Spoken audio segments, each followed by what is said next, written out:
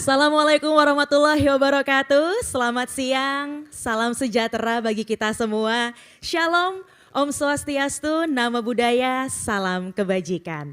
Perkenalkan, nama saya Patricia Rani dan sayalah yang akan memandu acara pada siang hari ini. Puji syukur kita panjatkan karena berkat karunia yang maha kuasa, kita semua dapat berkumpul pada siang hari ini di acara yang sangat spesial di Auditorium CSIS pada acara Pidato Calon Presiden Republik Indonesia, Arah dan Strategi Politik Luar Negeri. Kita berikan tepuk tangan yang meriah untuk kita semua. Acara ini merupakan acara pertama yang diinisiasi oleh sebuah lembaga penelitian di Indonesia yang secara khusus dirancang untuk menggali pandangan, ide, dan kebijakan dari para calon presiden periode tahun 2024-2029 mengenai politik luar negeri Indonesia. Untuk itu, sebelum kita memulai acara pada hari ini, terlebih dahulu kami ingin menyapa yang kami hormati Bapak Ganjar Pranowo, selaku calon Presiden Republik Indonesia 2024 sampai 2029. Dan juga yang kami hormati Bapak dan Ibu dari tim pemenangan nasional Ganjar Pranowo Mahfud MD yang telah hadir mendampingi Bapak Ganjar pada siang hari ini. Kita beri sambutan yang meriah juga. Dan yang kami hormati Bapak Harichan Silalahi selaku Ketua Dewan Pembina Yayasan CSIS. Selamat siang Pak. Dan juga yang kami hormati Bapak Jusuf Wanandi selaku Wakil Ketua Dewan Pembina Yayasan CSIS. Selamat siang Pak. Yang kami hormati Bapak Jisman Simanjuntak selaku Ketua Dewan Pengurus Yayasan CSIS. Dan juga yang kami hormati Ibu Clara Juwono selaku Wakil Ketua Dewan Pengurus Yayasan CSIS. Dan yang kami hormati Bapak Dr. Yose Rizal Damuri selaku Direktur Eksekutif CSIS beserta jajaran pimpinan CSIS. Sekali lagi kita berikan sambutan bagi kita semua yang hadir di sini. Dan selamat datang untuk seluruh tamu undangan yang terhormat yang pada siang hari ini telah berkenan meluangkan waktunya untuk hadir dalam acara Pidato Calon Presiden Republik Indonesia, Arah dan Strategi Politik Luar Negeri. Acara akan dimulai dengan bersama-sama terlebih dahulu kita akan menyanyikan lagu kebangsaan kita, Indonesia Raya. Hadirin dimohon berdiri.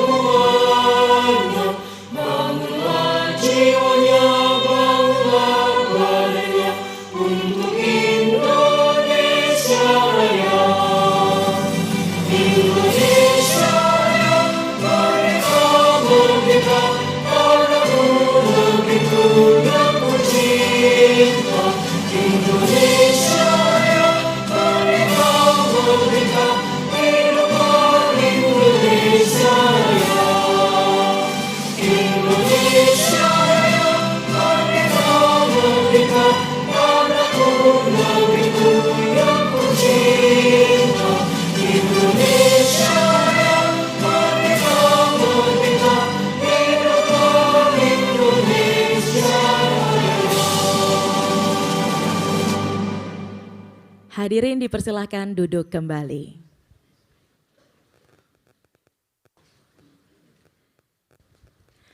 Sebelum melanjutkan acara, izinkan saya membacakan terlebih dahulu susunan acara pada siang hari ini. Acara pada siang hari ini nanti secara resmi akan dibuka dengan kata sambutan yang akan disampaikan oleh Bapak Dr. Yose Rizal Damuri selaku Direktur Eksekutif Center for Strategic and International Studies CSIS Indonesia. Dan selanjutnya kita akan langsung masuk ke acara utama yaitu pidato oleh Bapak Ganjar Pranowo selaku calon Presiden Republik Indonesia periode 2024 sampai 2029 dan akan disusul oleh sesi tanya jawab yang akan dipandu langsung oleh moderator kita Bapak Andy M. Bayuni. Dan acara nantinya akan ditutup kembali dengan closing statement oleh Bapak Dr. Yose Rizal Damuri. Langsung saja kita buka secara resmi acara pada siang hari ini. Untuk itu kami turut mengundang untuk bergabung bersama kami naik ke atas panggung Bapak Dr. Yose Rizal Damuri selaku Direktur Eksekutif CSIS Indonesia untuk memberikan kata sambutannya. Kita berikan sambutan yang meriah.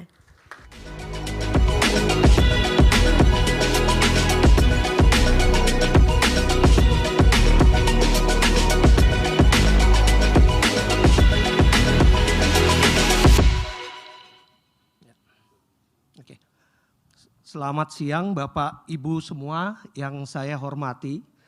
Selamat datang di auditorium CSIS serta selamat bergabung juga bagi Bapak Ibu sekalian yang mengikuti acara ini di kanal YouTube CSIS atau di Zoom CSIS.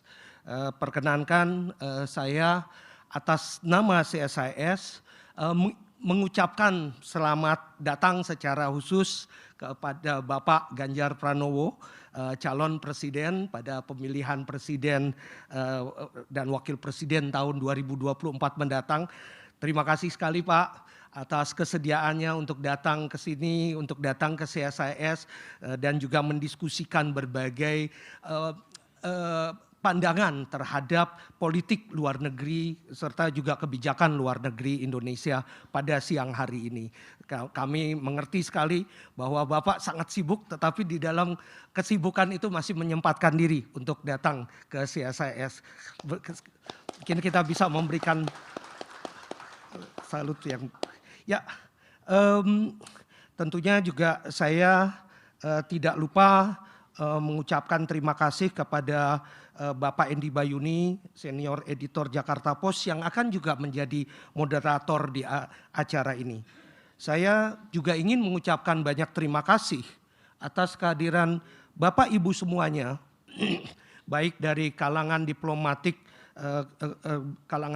community di Jakarta, Excellencies, Ambassador, thank you very much and welcome to CSIS, dan serta juga masyarakat akademik dan bisnis, serta Bapak Ibu rekan-rekan di pemerintahan, di samping tentu saja teman-teman media yang sudah datang ke acara kita di siang hari ini.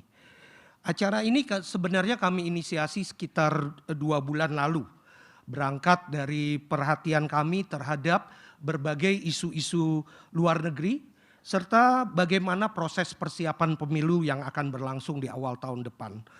Seperti Bapak dan Ibu sekalian mungkin sudah ketahui, selama 52 tahun perjalanan CSIS, kami selalu menaruh perhatian yang besar terhadap berbagai isu-isu internasional, baik pada tingkatan kawasan maupun juga di tingkatan global.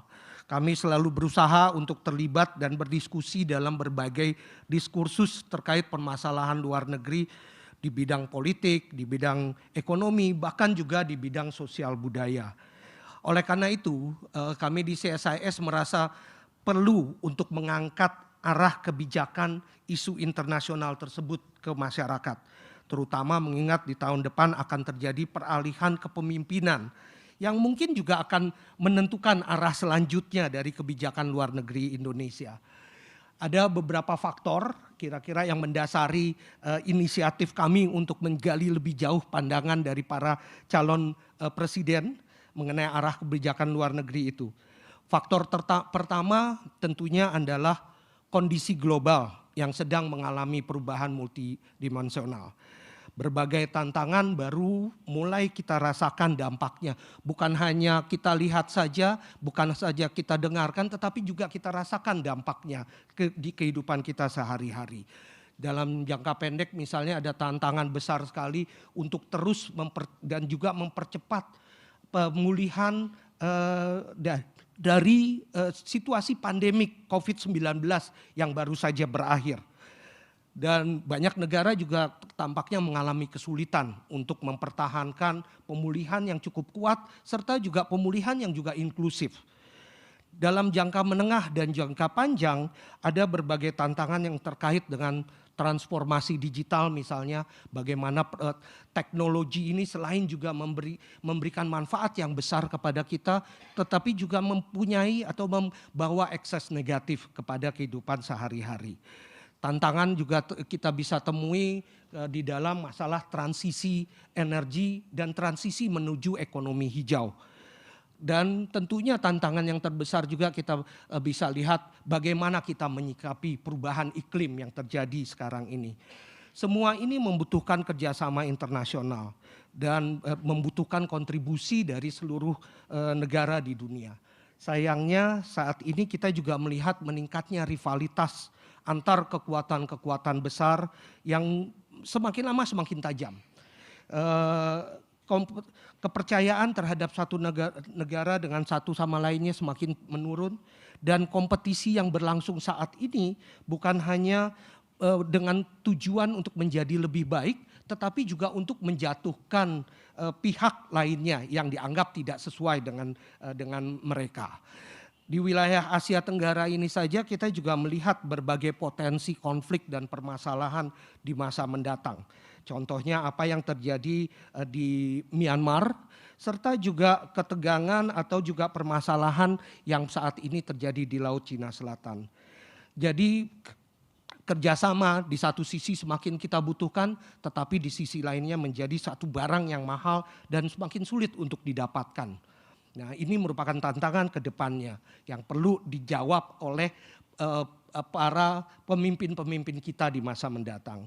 Faktor kedua adalah posisi Indonesia sendiri sebagai salah satu middle power yang terlihat semakin diperhitungkan oleh komunitas internasional.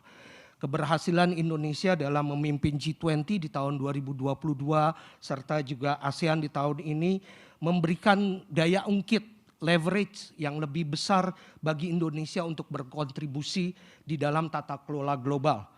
Indonesia juga semakin dituntut untuk memainkan peranan yang lebih banyak dalam rangka berkontribusi bagi perdamaian dan kesejahteraan regional maupun global.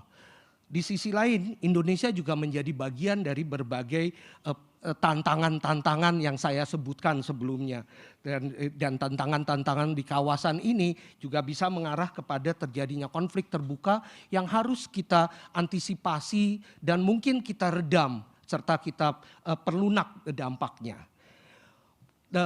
Dan di sini saya sampai kepada faktor ketiga atau faktor terakhir yang merupakan dasar kami di CSIS melakukan acara ini.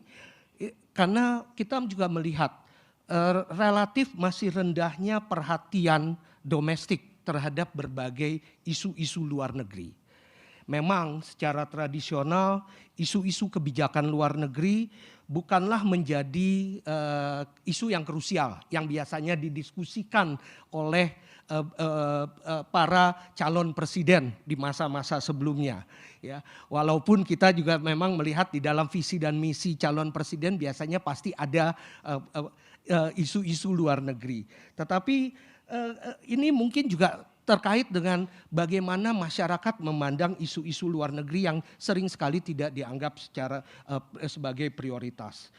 Cuma kita juga melihat dinamika politik dan berbagai tantangan yang akan kita hadapi tadi akan membutuhkan kepemimpinan yang mampu menerangkan visi dan strategi yang jelas kepada segenap elemen bangsa. Kepemimpinan juga harus mampu menggalang elemen-elemen kekuatan negara untuk menjaga perdamaian di kawasan ini serta di tingkatan dunia. Di samping tentu saja dapat memanfaatkan juga kesempatan yang muncul dari berbagai perubahan politik tadi, baik maupun juga di area ekonomi internasional.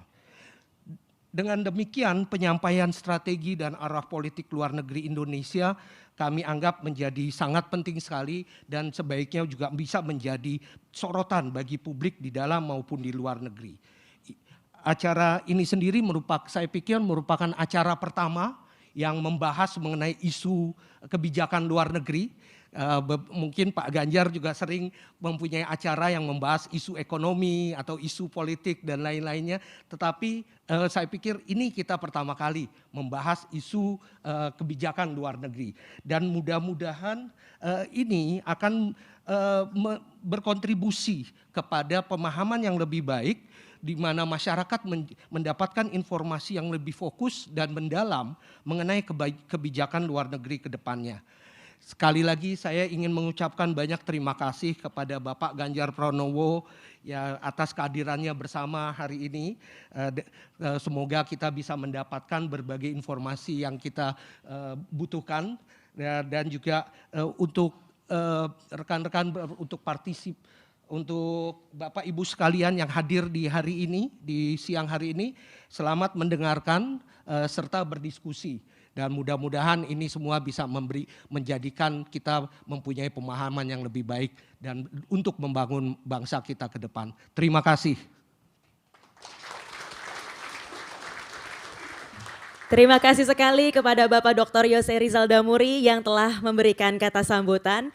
Dan hadirin yang terhormat, sekarang saatnya kita memasuki acara utama pada siang hari ini, yaitu pidato yang akan disampaikan oleh Bapak Ganjar Pranowo mengenai arah dan strategi politik luar negeri Indonesia ke depannya. Dan acara ini, sesi diskusi ini juga nantinya akan dipandu oleh Bapak Andy M. Bayuni selaku senior editor dari harian The Jakarta Post. Beliau merupakan seorang wartawan senior yang banyak mengamati dan menulis terkait isu-isu internasional, kebijakan luar negeri, dan juga politik. Langsung saja saya mengundang untuk naik ke atas panggung Bapak Andy M. Bayuni untuk memandu acara pada hari ini.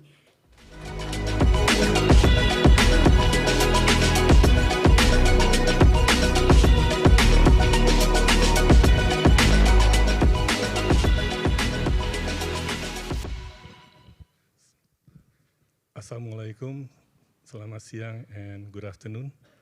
Sebelum saya mulai introduction-nya, saya minta Pak Ganjar untuk bergabung ke atas. Silakan Pak.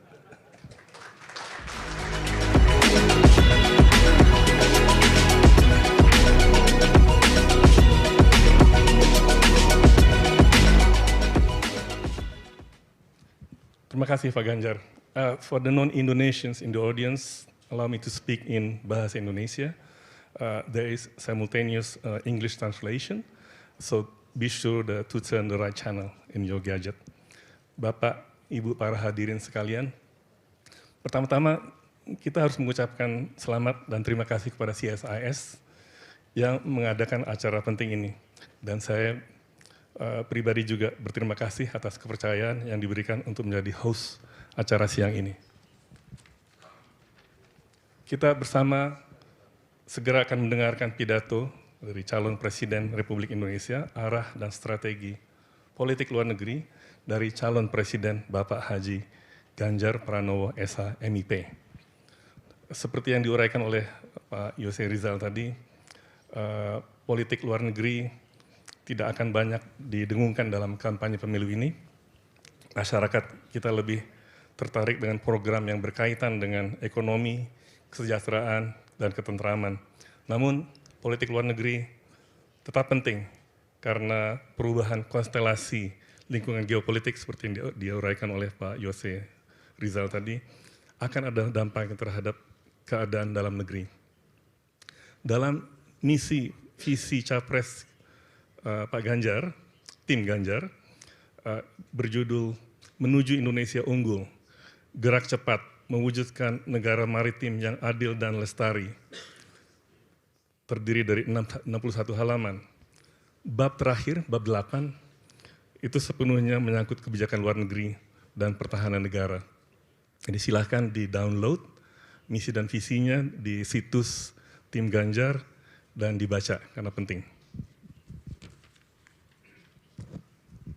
Saya tidak akan memberikan perkenalan yang panjang lebar mengenai Pak Ganjar, kita semua sudah cukup mengenal. Namun izinkan saya untuk mengungkapkan dua hal menarik yang belum banyak disampaikan di muka umum.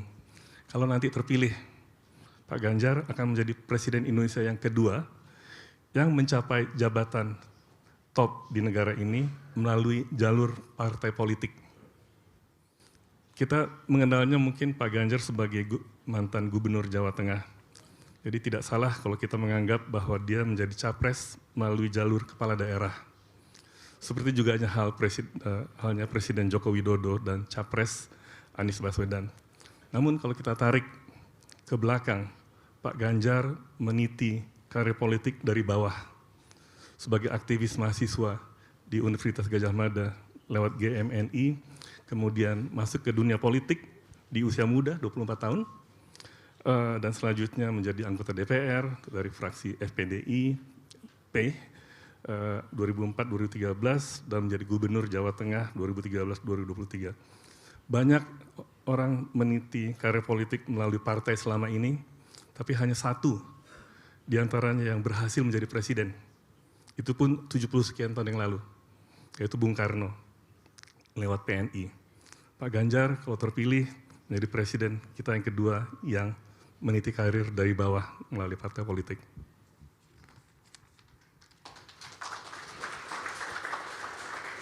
Mungkin ini bisa memberikan motivasi kepada anak-anak muda untuk tidak segan-segan bergabung dengan partai politik.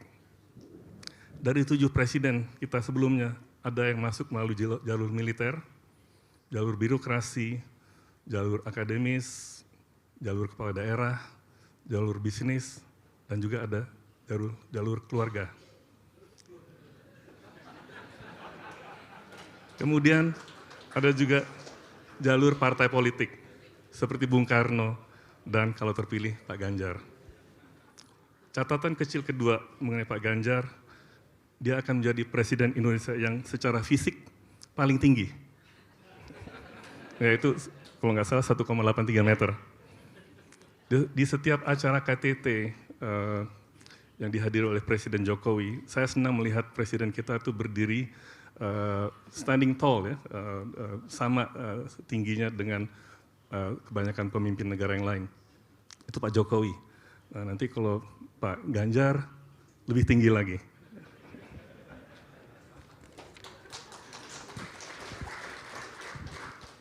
Bapak, Ibu, para hadirin sekalian, sekarang mari kita bersama menyimak pidato yang akan disampaikan Pak Ganjar mengenai pandangan dan rencana kebijakan luar negerinya. Pak Ganjar, kami berikan waktu maksimum 30 menit. Setelah itu akan ada waktu sekitar 1 jam untuk tanya jawab dengan audiens. Bapak-bapak, Ibu-ibu, siap-siap dengan pertanyaan-pertanyaan.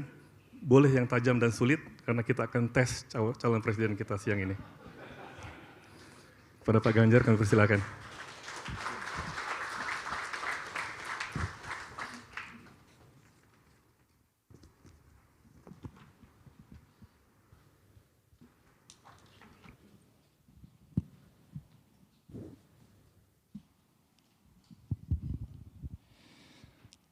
Bapak Ibu yang sangat saya hormati, saya minta maaf terlambat.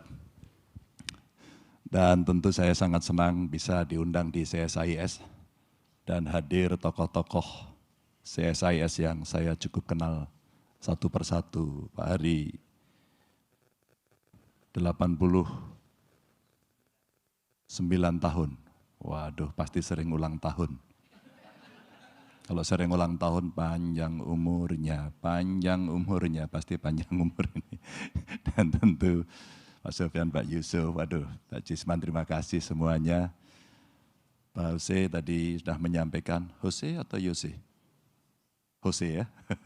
Dan tentu saya senang bisa berdiri di sini untuk menyampaikan apa yang kami gagas, kami pikirkan untuk bisa disampaikan dan didengar oleh audiens. Tentu kami senang sekali karena para duta besar atau perwakilan bisa hadir. Bu Penny, saya sekarang tinggal di Kuningan. Jadi kalau pagi saya lari-lari, saya lari di depan kantor kedutaan. Dari Belanda terima kasih juga sudah hadir. Aduh, dari Jepang terima kasih sudah hadir juga. Dan banyak sekali yang hari ini hadir, beberapa di antaranya pernah bertemu saya. Dan Bapak Ibu teman-teman, saya sebenarnya beraktivitas di politik itu ada unsur hobinya pada saat itu. Karena waktu mahasiswa itu suasana anak mudanya membahana. Oh Pak Sulis, sorry ini. Pak Sulis ini duta besar atau one team press? Atau temannya Pak Jokowi? Teman saya juga. Pada saat itu kami berpikir bahwa setiap kali kami demo, selalu saja responnya belum seperti yang kita inginkan. Maka betul pilihan saya adalah masuk partai politik. Masih PDI belum perjuangan pada saat itu. Dan kemudian itu saya sampaikan pada anak-anak muda yang banyak sekali tidak tertarik pada partai politik. Karena wajah partai politik seringkali menjadi ya banyak catatan lah begitu. Tapi itu buat saya tantangan dan sebuah pilihan. Sehingga pada saat saya menyampaikan kepada anak-anak muda, apakah kamu tertarik pada partai politik untuk bergabung? Ternyata sebagian besar tidak. Tapi ketika saya tanya, apakah kamu tertarik jadi bupati wali kota, tertarik jadi gubernur, tertarik jadi presiden, mereka tertarik. Jadi situasi yang mendorong mereka menjadi anak-anak instan, hari ini memang ya terimalah dengan lapang dada. Tugas kita yang lebih senior untuk memberikan edukasi kepada mereka bahwa proses itu penting. Termasuk bagaimana memahami proses dalam politik luar negeri kita. Sehingga kita boleh punya kepentingan nasional, tapi kita tidak bisa mengabaikan karena kita hidup menjadi bagian dari dunia. Bapak Ibu yang saya sangat hormati, saya ada paparan mudah-mudahan bisa dilihat. Statement yang pertama adalah dunia sedang tidak baik-baik saja. Hari ini terjadi perubahan yang sangat dahsyat di dunia. Dan ternyata ketidakbaikan di dunia ini mendorong pada situasi yang tidak mengenakan. Di beberapa akhirnya terjadi kemunduran demokrasi. Partisipasi masyarakat tidak bisa ditampilkan dengan baik karena masing-masing mengambil sikap dan keputusan sendiri. Ya biasanya dalam teori power memang kadang-kadang Machiavellis menjadi sebuah pilihan yang praktis untuk bisa melakukan itu. Maka demokrasi mengalami kemunduran.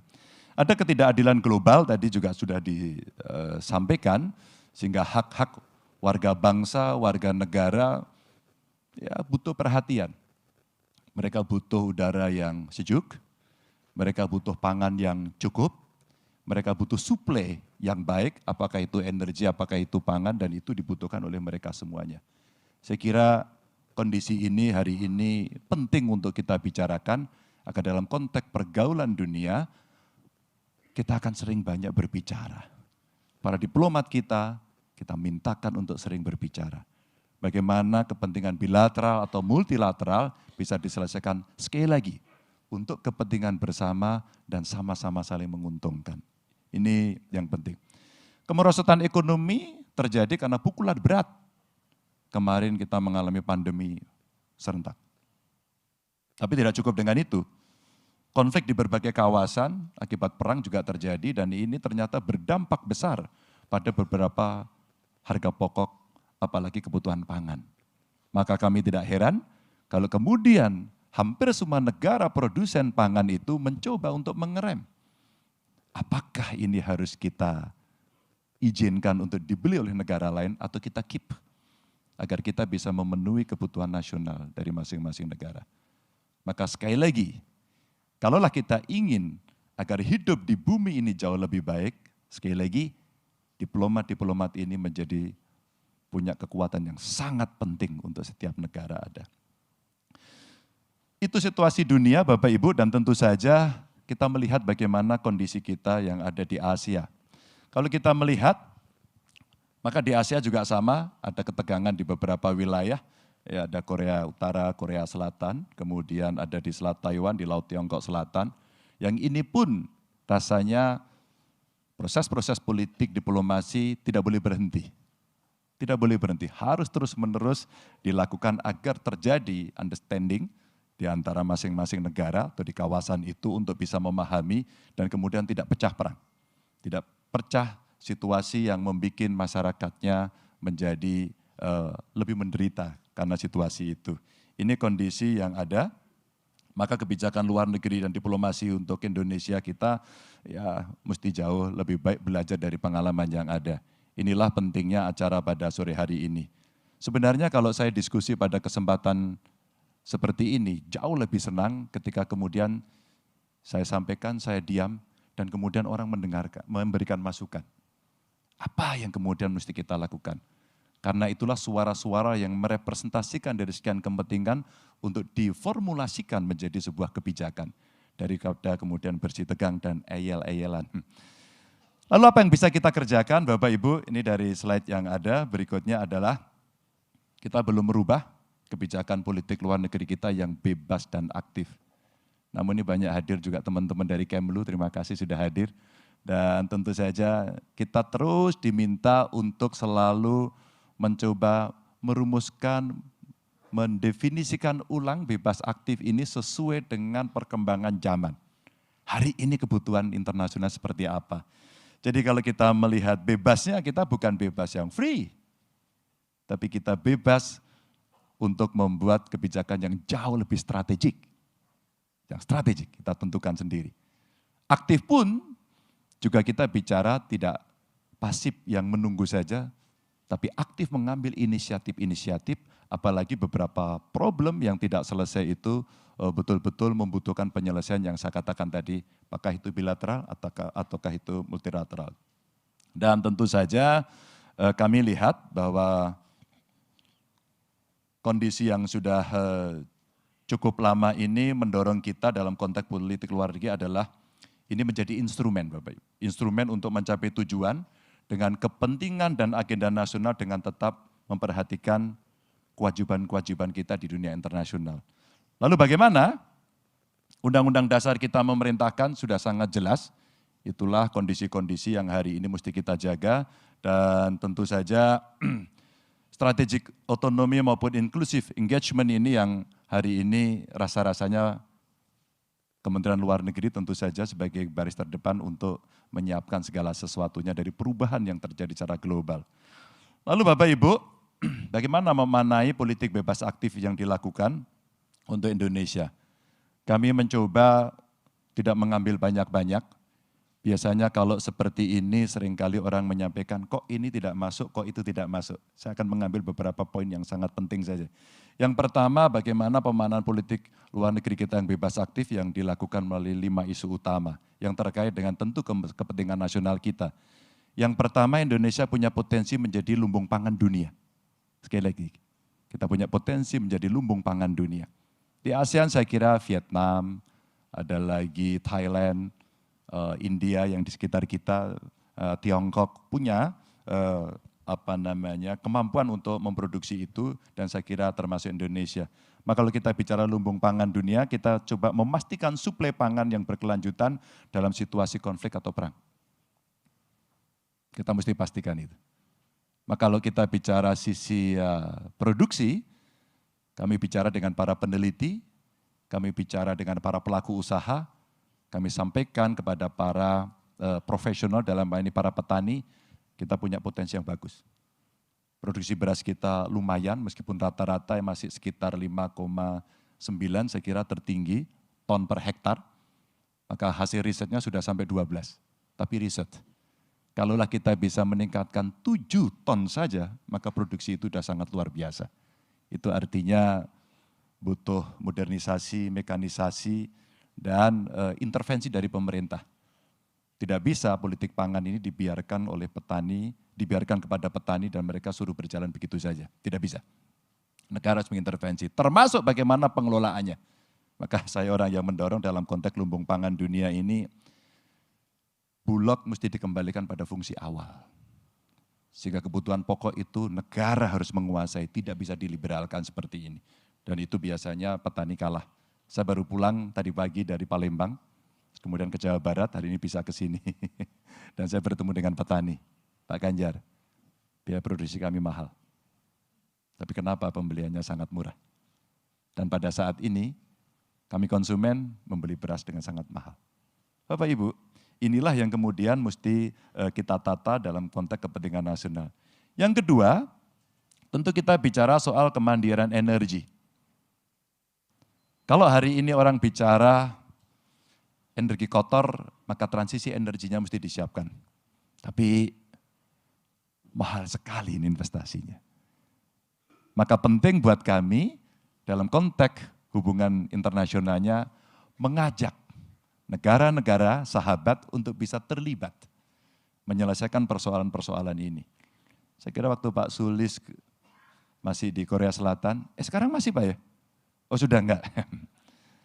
Di Korea Selatan kita titipi banyak hal waktu itu dan antara lain kita coba kerjasama dalam teknologi motor listrik ya, mobil listrik.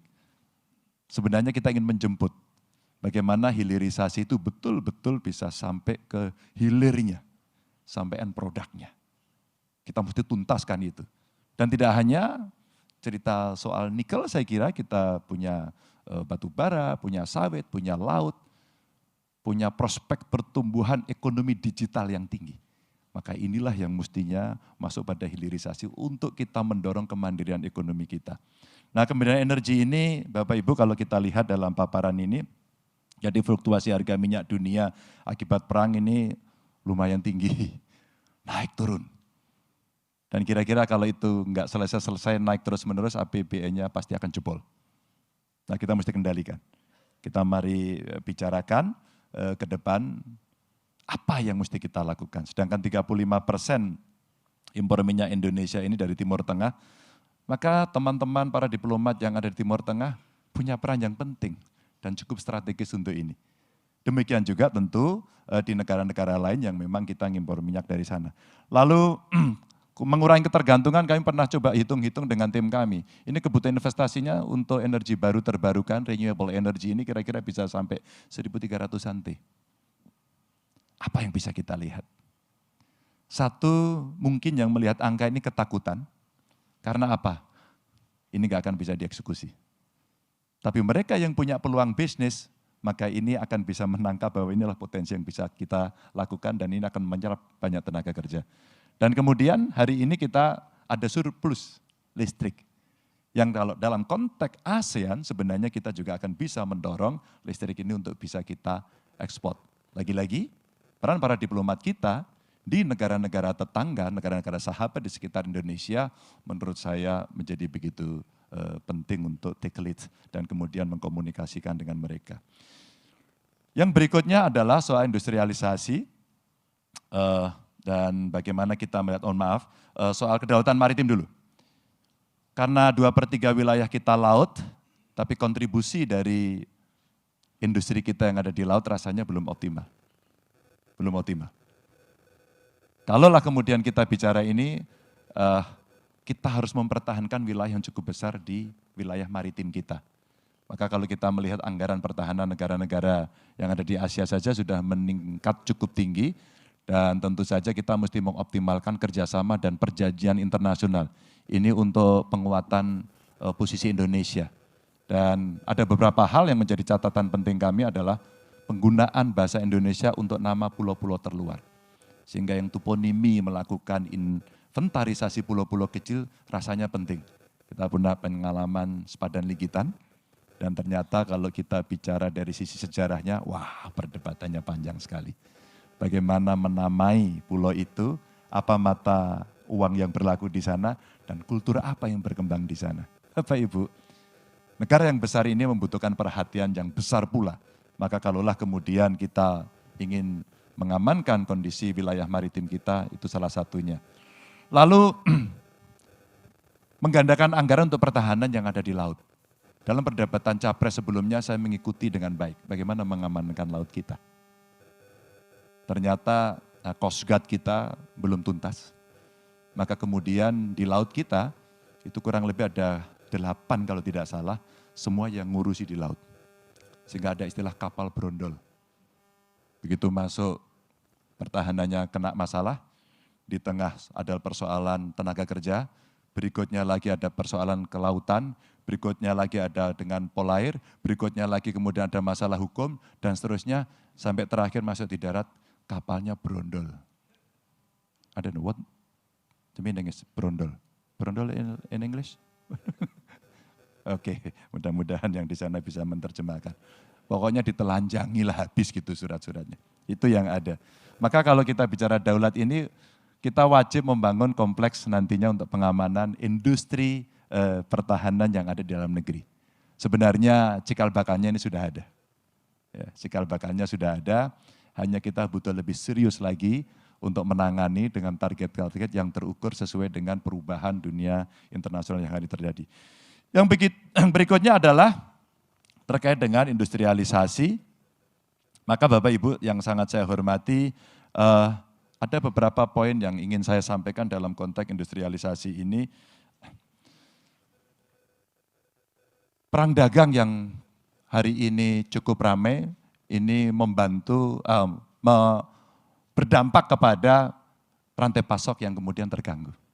Beberapa komponen menjadi begitu mahal dan beberapa industri sekarang terganggu yang ada di Indonesia. Dan pengusaha serta investor menjadi khawatir, semua wait and see. Dan kami belajar betul pada saat pandemi lalu, pada kondisi ini ternyata, Pak tolong bantu dong Pak, agar kami bisa mengirim barang-barang kami keluar dengan gampang. Lagi-lagi dibutuhkan peran para diplomat untuk mengirim satu barang dari tempat kita ke tempat lain. Mungkin harus dengan negosiasi khusus, mungkin harus dengan insentif khusus, mungkin harus kesepakatan khusus antar dua negara. Dan ini tentu saja menjadi sesuatu yang sangat penting untuk kita kerjakan. Bapak Ibu yang sangat saya hormati, di samping itu juga Indonesia kita harapkan menjadi hub-nya untuk manufaktur alternatif. Ini kalau kita bicara dari kepentingan nasional. Kita punya hal-hal yang bisa menjadi modalitas kita untuk berbicara dengan banyak negara. Apalagi dengan negara-negara yang memang punya relasi dekat dengan komponen-komponen industri tertentu atau sumber daya tertentu. Kalau kita contohkan dari paparan ini, cadangan pasir kuarsa saja kita cukup besar. Kalau kita ingin membuat industri solar panel barangkali, saya kira kita bisa mengajak beberapa negara untuk bermitra, negara sahabat dengan kita untuk bisa mengerjakan ini. Ada 21 perusahaan yang mengelola atau mengolah pasir silika yang sudah beroperasi, dan ini bisa melakukan penghematan dari penghematan impor beberapa komponen. Kalaulah ini kemudian bisa kita produksi, penciptaan lapangan kerjanya juga harus masuk. Tapi Bapak Ibu, saya lagi berbicara juga, tidak saya tulis di sini, SDM yang mesti siap. Maka sekolah vokasi menjadi penting untuk kita, dan saya senang beberapa negara, pengalaman saya 10 tahun kemarin menjadi gubernur, banyak negara yang sudah membantu kami. Waktu itu dari Jerman membantu, dari Australia juga membantu, dan kemudian kita bicara bagaimana ya vokasi ini bisa kita kembangkan dengan baik, dan tentu saja ini bisa kita lakukan dengan keseriusan-keseriusan kita untuk mengurus ini. Berikutnya lagi, ini isu penting yang saya sudah konfirmasi ke Kemlu ini. Apa sebenarnya yang harian kita bisa dapatkan dari fungsi-fungsi yang mesti kita laksanakan dari politik luar negeri kita untuk melindungi segenap warga negara Indonesia. Dan tentu seluruh tumpah darah. Maka saya bicara warga negara saja. Maka dalam konteks ini pekerja migran kita punya cukup persoalan di beberapa negara.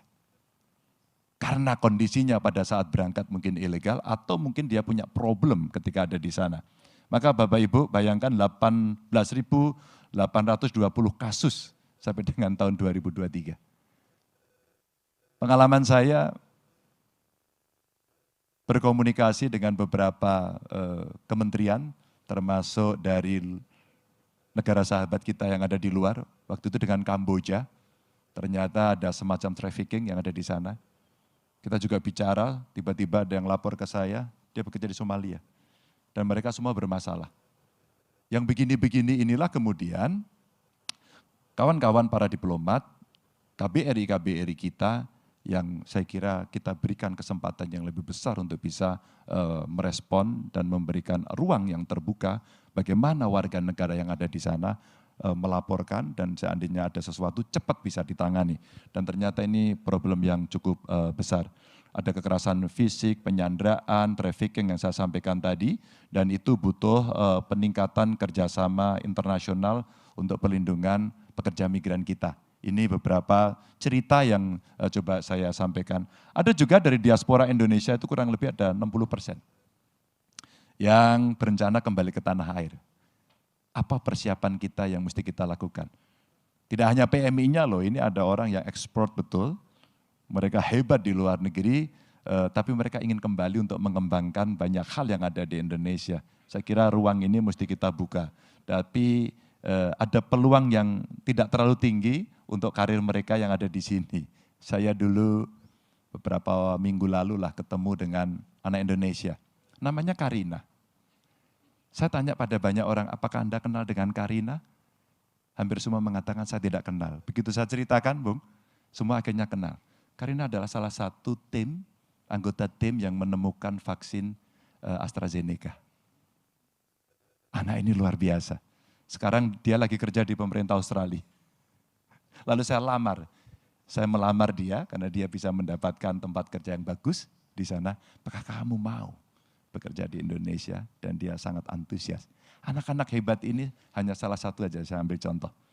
Dan dia saya lamar jadi tim sukses saya. Ini anak hebat, masih muda. Apakah kamu mau berbicara tentang bioscience? Karena keahlian dia ada di situ. Dengan semangat yang tinggi dia sampaikan, saya akan lakukan itu. Bapak Ibu, ini cerita diaspora-diaspora kita. Dan tentu saja yang berikutnya adalah kekuatan negara dari peraturan visa yang resiprokal. Target Indonesia bebas visa ini saya kira menjadi catatan penting agar di antara beberapa negara ini bisa jauh lebih mudah. Kalau ini kita lakukan, rasa-rasanya hubungan kita dengan banyak negara kita akan jauh lebih baik. Ya kalau hari ini kita rankingnya mungkin di sekitar berapa ya ini? 72 ya. Kalau ini bisa kita geser ke ranking 50 saja, agak rasional, maka ini akan bisa menjadi target pekerjaan yang mesti bisa kita lakukan. Bapak Ibu yang sangat saya hormati, sudah agak panjang saya menyampaikan cerita ini, dan tentu saja kita mesti ikut melaksanakan ketertiban dunia yang berdasarkan kemerdekaan, perdamaian abadi, dan keadilan sosial. Inilah politik luar negeri kita yang bisa membuat damai dan adil untuk memberikan rasa merdeka kepada seluruh bangsa yang ada. Dan saya kira itulah penghormatan yang terbaik antar negara yang bersahabat. Terima kasih, mudah-mudahan cukup bisa menjelaskan. Assalamualaikum warahmatullahi wabarakatuh.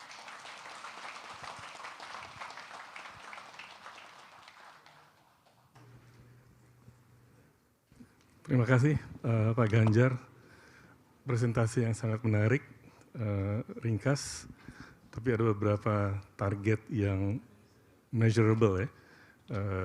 Ini akan menjadi homework bagi teman-teman di Kemlu. Tadi target yang menarik mengenai visa bebas di 120 negara. Terus saya pikir banyak yang akan senang kalau itu dicapai. Kita sekarang udah banyak belajar berjalan ke luar negeri dan paspor kita bukanlah paspor yang mudah ya, untuk berkunjung apalagi ke Eropa. Juga tidak disebutkan tapi dalam visi misi statementnya Capres Pak Ganjar, deskripsi Indonesia sebagai negara maritim. Ya, saya pikir itu penting, itu meneruskan juga dari Presiden Jokowi. Dan juga salah satu goal yang disebutkan dan saya tidak temukan di visi misi Capres lain adalah kemerdekaan bagi bangsa Palestina. Itu ada tertulis di visi misinya Pak Ganjar. Tadi saya mencoba mencari kesamaan dengan visi misi Pak Jokowi dan perbedaan. Tadi ada beberapa perbedaan, ada nuansa lah ya, yang menarik. Jadi mungkin kalau saya mengambil dari tema visi dan misi, kata kuncinya adalah gerak cepat. di apapun yang sudah dilakukan oleh pemerintah sekarang ini, Pak Ganjar nanti bisa mempercepat proses-proses yang sudah dilakukan oleh Presiden. Kita masih ada waktu sekitar 60 menit untuk sesi tanya jawab. Namun sebelum saya lempar ke floor, izinkan saya menggunakan prerogatif saya sebagai host untuk mengajukan pertanyaan pertama. Satu pertanyaan aja.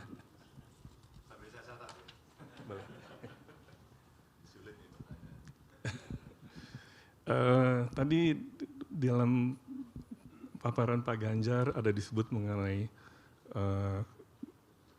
perkembangan geopolitik di kawasan Asia Pasifik ya. Ada rivalitas antara Tiongkok dengan Taiwan, kemudian juga di peninsula Korea, antara Korea Selatan dan Korea Utara.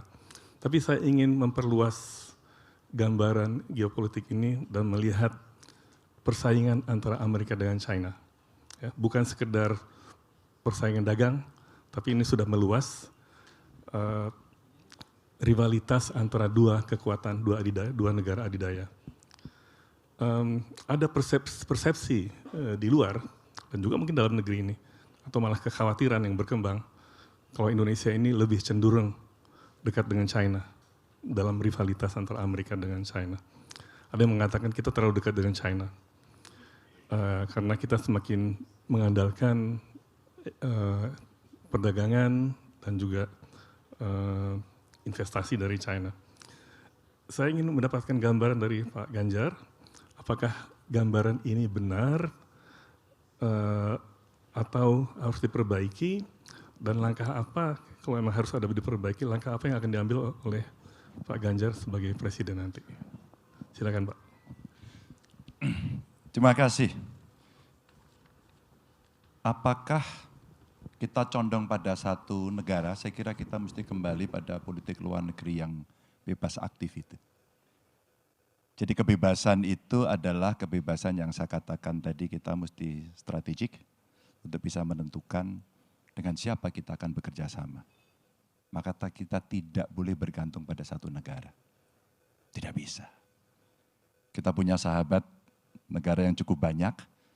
Saya kira keadilan yang bisa kita berikan adalah pada kepentingan mana kita bisa bekerja sama dengan masing-masing negara itu. Ada juga yang bertanya persis seperti ini kepada saya, Pak Ganjar, kalau Pak Ganjar jadi presiden akan bekerja sama dengan Tiongkok saja? Tentu tidak. Kalau saya harus memberikan pengalaman, banyak kok negara-negara lain yang membantu kami dalam sejarah kami kemarin mengundang beberapa negara untuk kerjasama, nomor satunya juga bukan Tiongkok. Itu. Bagaimana dengan katakan, wah Amerika dengan Tiongkok lagi perang ekonomi. Kenapa juga kita tidak mengajak Amerika juga bergabung? Pada saat itu ada keuntungan sebenarnya yang bisa kita ambil karena beberapa produk saling tidak dibeli. Kenapa kita tidak suplai kemudian? Bahkan bisa kedua negara itu. Maka saya bisa mengundang beberapa negara lain di luar negara besar ini atau kedua negara ini untuk bersama-sama bekerja sama dengan Indonesia. Sehingga kita bisa lebih terbuka dan di antara kita sama-sama saling untung. Kalau itu terjadi maka kita bisa membuka peluang yang cukup luas, karena tadi agenda-agenda saya sampaikan, energi umpama, siapa yang akan bisa bekerja sama dengan kami? Beberapa waktu lalu dengan US Embassy katakan, saya bicara di sana, saya pengen membuat kawasan industri kesehatan. Karena rasa-rasanya ke depan industri ini menjadi begitu penting. Dan kemarin kita dikejutkan dengan COVID dan kita kewalahan semuanya. Industri ini cukup penting.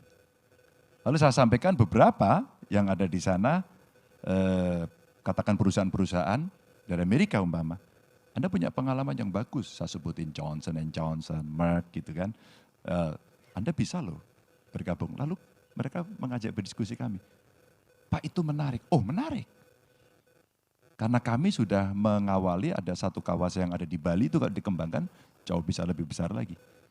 Maka dengan politik luar negeri kita yang bebas aktif ini, kita bisa mengajak dan kami akan senang kalau kemudian semuanya akan bisa bekerja dengan kita untuk menyelesaikan persoalan dari masing-masing negara itu. Begitu.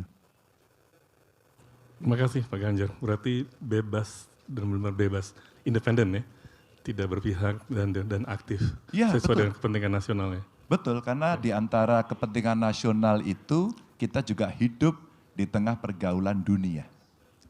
Maka tidak bisa kita mendinai yang lain. Terus kemudian kita hanya mengacu pada satu kepentingan negara saja. Maka kalau kita mengacu pada satu kepentingan negara dan kita depend on pada negara itu, suatu ketika jadi persoalan, jangan-jangan kita tidak punya reserve untuk melakukan sebuah plan B begitu. Maka ini pentingnya kita bisa bertemu dengan banyak negara lain. Terima kasih. Sekarang kita akan buka kesempatan untuk bertanya.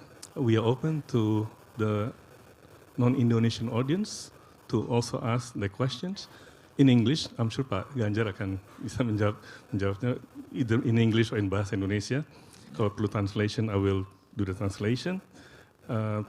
Pertama, kami akan mengundang penanya Ambassador Penny Williams. Silakan. Boleh bahasa Indonesia atau bahasa Inggris? Oke. Ibu Tolong, Penny ini waktu jadi dubes langsung ke rumah saya. Oke. Beliau bercerita ternyata masa kecilnya tinggal di Jakarta. Silakan Bu Terima Penny. kasih Bapak atas itu pidato yang sangat menarik dan terima kasih kepada CSIS juga untuk acara ini. Pertanyaan saya Bapak sedikit terkait dengan pertanyaan yang dulu itu. Pendapat Bapak hal-hal atau isu-isu yang di kawasan kita harus diprioritaskan. Isu-isu yang harus diprioritaskan dalam wilayah ini, dalam wilayah kita, apa itu, yang mana? Terima kasih. Baik, ada beberapa hal. Tentu kalau dengan negara lain ada wilayah perbatasan. Kita mesti selesaikan itu. Indonesia dengan Laut Cina Selatan, ya. Terus kemudian saya kaitkan dengan prioritas kami tadi terkait dengan pangan, politik pangan, dan ini bisa bekerja sama dalam banyak hal. Di sisi hulu umpama teknologi pangan, di tingkat tengahnya barangkali prosesnya, sehingga ada pengolahan sampai ada nilai tambah, dan hilirnya adalah kecukupan. Ini isu yang penting. Lalu ada juga soal energi, dan beberapa waktu lalu Presiden ke Australia saya kira penting sekali kalau kita ingin mengembangkan teknologi baterai katakan, maka dari situ saya kira Australia menjadi mitra penting buat kita. Karena kalau tidak salah di Australia ada lithium, dan ini penting untuk kita bicara ke depan. Ini salah sekali contoh ya Bu Penny, kita langsung bisa menyiapkan itu dengan baik. Tapi dari 5 isu ini yang menjadi prioritas kami ini, dari soal pangan, soal maritim, energi, kemudian industrialisasi sampai perlindungan warga negara. Namun demikian, ada yang belum saya sampaikan, tapi saya kira ini menjadi isu penting, adalah terorisme. Jadi anti-terorisme itu menjadi isu yang penting buat kami. Kami ini negara yang punya dasar Pancasila, kami ini mengakui perbedaan, Bhinneka Tunggal Ika, maka dalam setiap kontestasi kami mengharamkan adanya kampanye SARA. Karena Republik ini lahir dari banyak suku, banyak agama, banyak ras yang terlibat, banyak golongan yang terlibat, maka ketika kemudian ada banyak juga yang mencoba mengutik-ngutik kami dengan terorisme, maka ini menjadi sesuatu yang kami harus betul-betul lawan itu. Dan ya terakhir, satu lagi adalah drug, narkoba. Ini sesuatu yang kemarin juga menjadi diskusi kami yang cukup dalam karena ini jejaringnya juga internasional. Ini beberapa catatan yang menurut saya penting untuk kita kerjakan. Terima kasih. Terima kasih Pak Ganjar. Selanjutnya saya mengundang Pak Alexius Jamadu, ada sih, untuk mengajukan pertanyaan. Silakan. Terima kasih Pak Endi. Tadi ada ibu-ibu yang angkat tangan juga ya? Ya, Oh, iya. nanti Silakan Pak Alex. habis ini. Terima kasih Pak Ganjar untuk sambutannya tadi. Dan saya menggarisbawahi salah satu poin penting di dalam sambutan Bapak adalah Indonesia mengkapitalisasi kekuatan material kita untuk diplomasi yang efektif.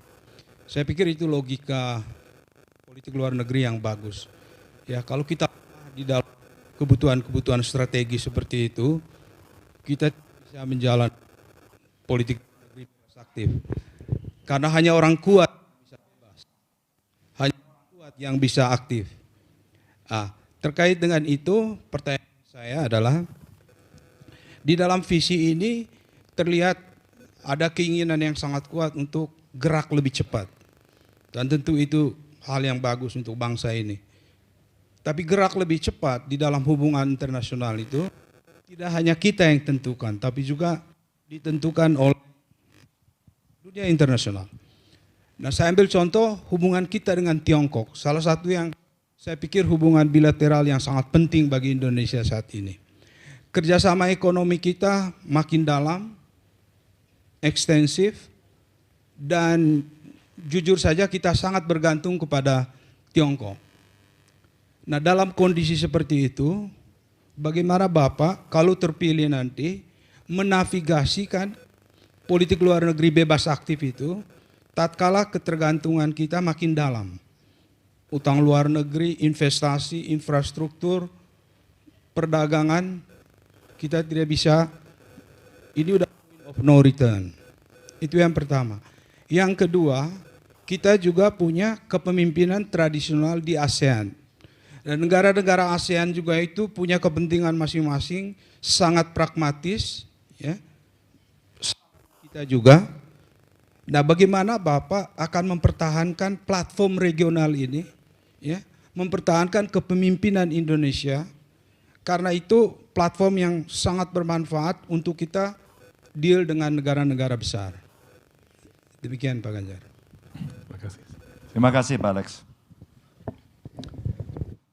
Ketika kita punya kekuatan dan kemudian itu menjadi kekuatan yang bisa dikomparasikan dengan banyak negara. Dan kalau dimulai dari material kita punya, tadi boleh ditampilkan nggak yang nikel dan sebagainya. Kenapa ini saya sampaikan Pak? Wong kita punya kok Pak, kekuatan itu. Kalau kita kuat di situ, kita besar di situ, kan kita akan mempengaruhi. Kan begitu pertanyaannya. Nah, kita punya. Ketika kita punya ini dan kemudian sebutlah kita mau bicara kemandirian energi. Energi kita tidak boleh mencemari, ya. Ada Kyoto Protocol, ada Paris Agreement, katakan di situ. Dan kemudian seluruh dunia akan nagih besok pertemuan di Uni Emirat Arab ya. Saya kira di Dubai kalau nggak salah ya. Ada pertemuan COP di sana, semua pasti akan bertanya bagaimana progres dari negara masing-masing yang sudah menyepakati itu untuk melakukan transisi energinya, menuju energi yang lebih bersih. Maka ketika kita punya, Pak lihat aja Pak kekuatan itu Pak. Nikel itu ternyata kalau diolah kita punya keuntungan yang sangat besar. Secara ekonomi dapat, kebutuhan negara dapat, dan kita sedang menuju energi bersih, salah satu contoh. Atau yang kedua barangkali sawit. Sawit kita terbesar juga kan di dunia. Tinggal kemudian bagaimana kawan-kawan nanti di Kemlu katakan para diplomat didukung. Jadi leadernya adalah Kemlu. Didukung oleh teman-teman para expert, ada pengusaha, ada dari kementerian untuk kemudian kita berbicara dengan banyak negara. Kalau kita punya beberapa poin itu saja yang memang kita kuat, kita bisa olah, saya kira kita akan diperhitungkan. Terbukti, nikel kemarin kita tidak ekspor dalam bentuk mentah, kita ramai sekali kan. Di dunia, di WTO, dan ramai sekali kita. Maka itulah pentingnya kita melakukan negosiasi, termasuk di kawasan ASEAN. ASEAN menurut saya harus direvitalisasi. ASEAN sebenarnya punya kekuatan. Tapi saya tahu juga ada hubungan-hubungan antar negara, anggota ASEAN dengan negara di luar ASEAN. Maka ASEAN Plus 3 kalau tidak salah juga kita sudah mulai berbicara soal itu. Kalau itu dilakukan, maka dalam konteks kepemimpinan Indonesia, maka kepemimpinan kan bukan I.O. Kepemimpinan adalah mewarnai, kepemimpinan adalah mendorong untuk sampai tingkat menentukan. Maka dalam konteks ASEAN, kalau kita bicara kemarin saya mencoba bicara carbon credit, kita bicara carbon trading, kenapa tidak Indonesia yang memulai? Sehingga kesepakatan-kesepakatan yang mesti dilakukan di ASEAN tidak lagi bicara soal kesepakatan yang bulat. Kita bisa tentukan, tidak harus dengan konsensus bulat. Tapi ini kepentingan bersama yang mesti kita segera putuskan, sehingga posisi ASEAN akan jauh bisa lebih penting dalam menentukan sebuah keputusan di kawasan. Ya kalau kita bicara perdagangan karbon, katakan, saya kira kita punya kekuatan itu untuk berbicara ke dunia. Tidak hanya dari Indonesia, tapi bisa masuk ke ASEAN. Yang kedua, kalau kita bicara politik pangan, mengapa kita tidak ajak produsen-produsen pangan yang di ASEAN itu bisa bersama-sama, satu memproduksi, dua menegosiasikan, sehingga kemudian kesetaraan itu terjadi dan manfaat dari organisasi ini akan menjadi jauh lebih tinggi. Ada beberapa catatan yang menyampaikan selama kepemimpinan di ASEAN kira-kira nilai tambah apa yang dilakukan. Apa kita bisa bersepakat soal perubahan iklim di level ini? Karena kita berada sebagian di antaranya di wilayah tropis ini. Kita juga harus bisa menentukan. Apakah kemudian kita bisa cukup kuat untuk mengkonservasi hutan-hutan kita? Apakah kita bisa coba menjaga lahan gambut kita untuk tidak dikonversi kepada yang lain? Agar kemudian ya karbonnya bisa terserap di situ. Dan ini bisa kita perdagangkan dengan teman-teman kita, mitra kita yang ada di Eropa, mungkin di Amerika dan sebagainya. Dan itu memang butuh kepemimpinan yang kuat untuk melakukan itu. Dan itu ada dalam cerita-cerita saya kemarin soal green economy dan blue economy dari kekuatan-kekuatan yang kita miliki. Begitu, Pak Alex. Ada yang belum terjawab? Terima kasih. Terima kasih Pak Ganjar. Jadi yang menarik tadi mengenai revitalisasi ASEAN dan kepemimpinan Indonesia di ASEAN. Sekarang saya membuka floor, silakan kalau ada yang ingin bertanya, angkat tangan. One person here, and we start with two persons here, and then we move to the next one. Please, the microphone. Please identify your name and your affiliation. Thank you. Yes, thank you. My name is Daniel Blockage and I'm the ambassador of Sweden. Unlike my Australian colleague, I do not speak Bahasa Indonesia yet, but I've just started. I came here 2 months ago. First of all, the new sneakers from Urban Sneaker Society look very good. So that's something that should go on social media. I have a question on the OECD commitment from Indonesia. You recently applied to become a member of OECD. It's probably going to be a complicated negotiation, and it will require some reforms, I guess. So it would be interesting to know, is that something that you will push for if you become president, or how high is that on your priority agenda? Terima kasih, Excellencies. Jadi terkait dengan OECD ya, tentu karena kita sudah mendorong, kita akan dukung Mbak. Kita akan dukung, kita akan dorong, biarkan proses itu berjalan. Kami berbincang dengan para diplomat terkait dengan OECD ini, untuk kita bisa melanjutkan proses itu sampai pada titik yang kita harapkan. Karena ini juga penting sekali bagaimana kita mengembangkan ekonomi di OECD ini dan kita bisa mendapatkan manfaat yang sama. Ada banyak sekali kerjasama yang sudah kita lakukan dengan banyak negara, apakah itu bilateral atau multilateral. Dan ketika tawaran-tawaran di OECD ini bisa memberikan kemanfaatan bersama untuk kita akan dorong, Pak. Biarkan sekarang ini proses berjalan sampai pada titik kesepakatan yang nanti didapat. Thank you.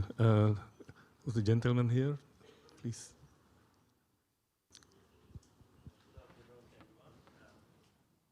Alip, I am ambassador of Turkey. I have arrived a couple of months ago here, actually. Thank you for the opportunity. My question is about your first map that you have shown here. In the first map that you have shown, the conflict areas, actually, in order to highlight the interconnectivity. When there is a conflict somewhere else, it will influence your economy, your domestic politics, like food security, energy security. In this context, also you have said that you would like to pursue active foreign policy. What would be your view on the calls for reforming UN in that particular context? Because when we look at the current conflicts, they go on and on, and there's a lot of criticism of UN that there must be something to be done on the UN. I would like to have your idea on this one. Lastly, you also talked about, the visa issues, that you would like to have more and more, I think, connections with the world outside. I just would like to inform you that nationals, citizens of Indonesia can come to Turkey without visa. Thank you. Okay, thank you so much. Free visa ya. Thank you so much. Ya,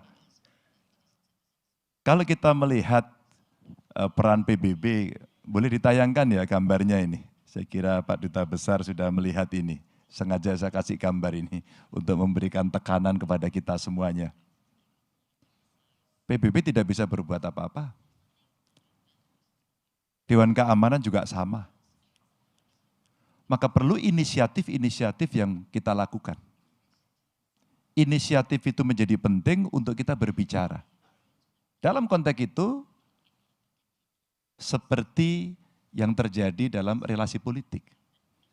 Kita akan melobi banyak negara untuk membicarakan bahwa itu penting dan jangan dibiarkan.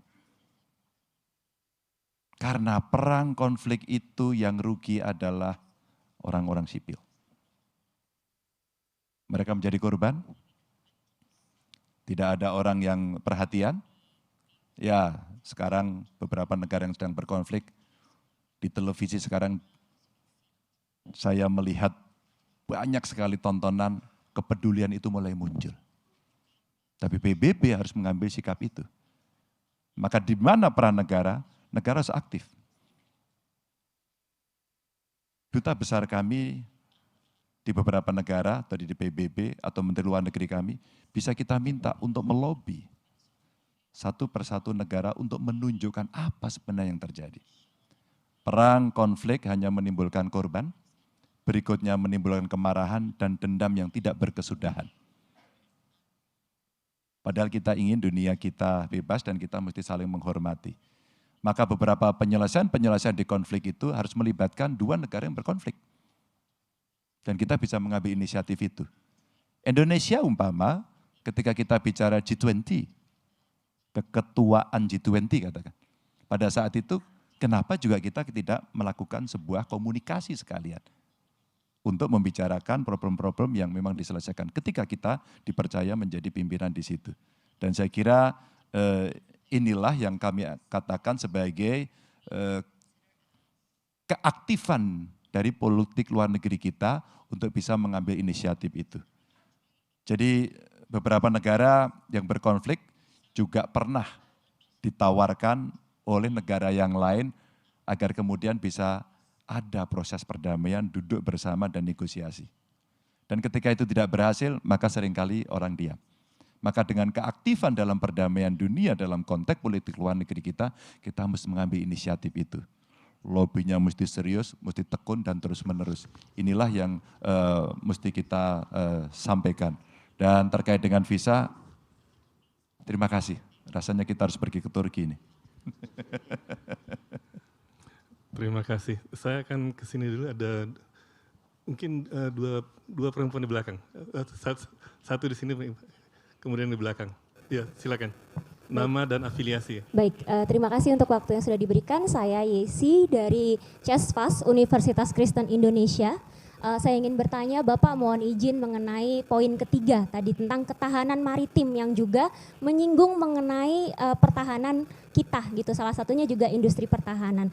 Bapak mohon izin sebelumnya saya ingin bertanya, apa yang ada di benak Bapak mengenai itu? Karena sebenarnya dalam Renstra kan kita sudah menuangkan itu dalam TOT ya Pak. Kalau kita mau kerjasama dengan negara lain kita mintanya TOT dan banyak negara sebenarnya sudah melakukan kerjasama dengan kita. Mungkin saya menyinggung tentang Korea Selatan, Boramae KF-21 itu tertahan pada anggaran lagi-lagi dan banyak juga yang lain-lainnya gitu kan.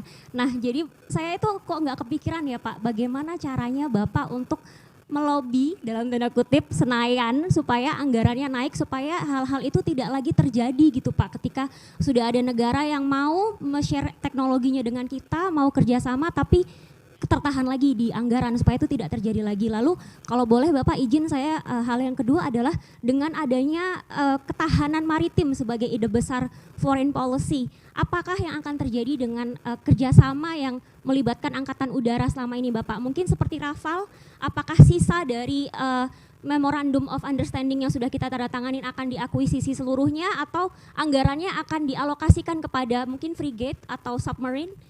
Itu terima kasih Bapak. Ini kayaknya jadi menlu cocok ini.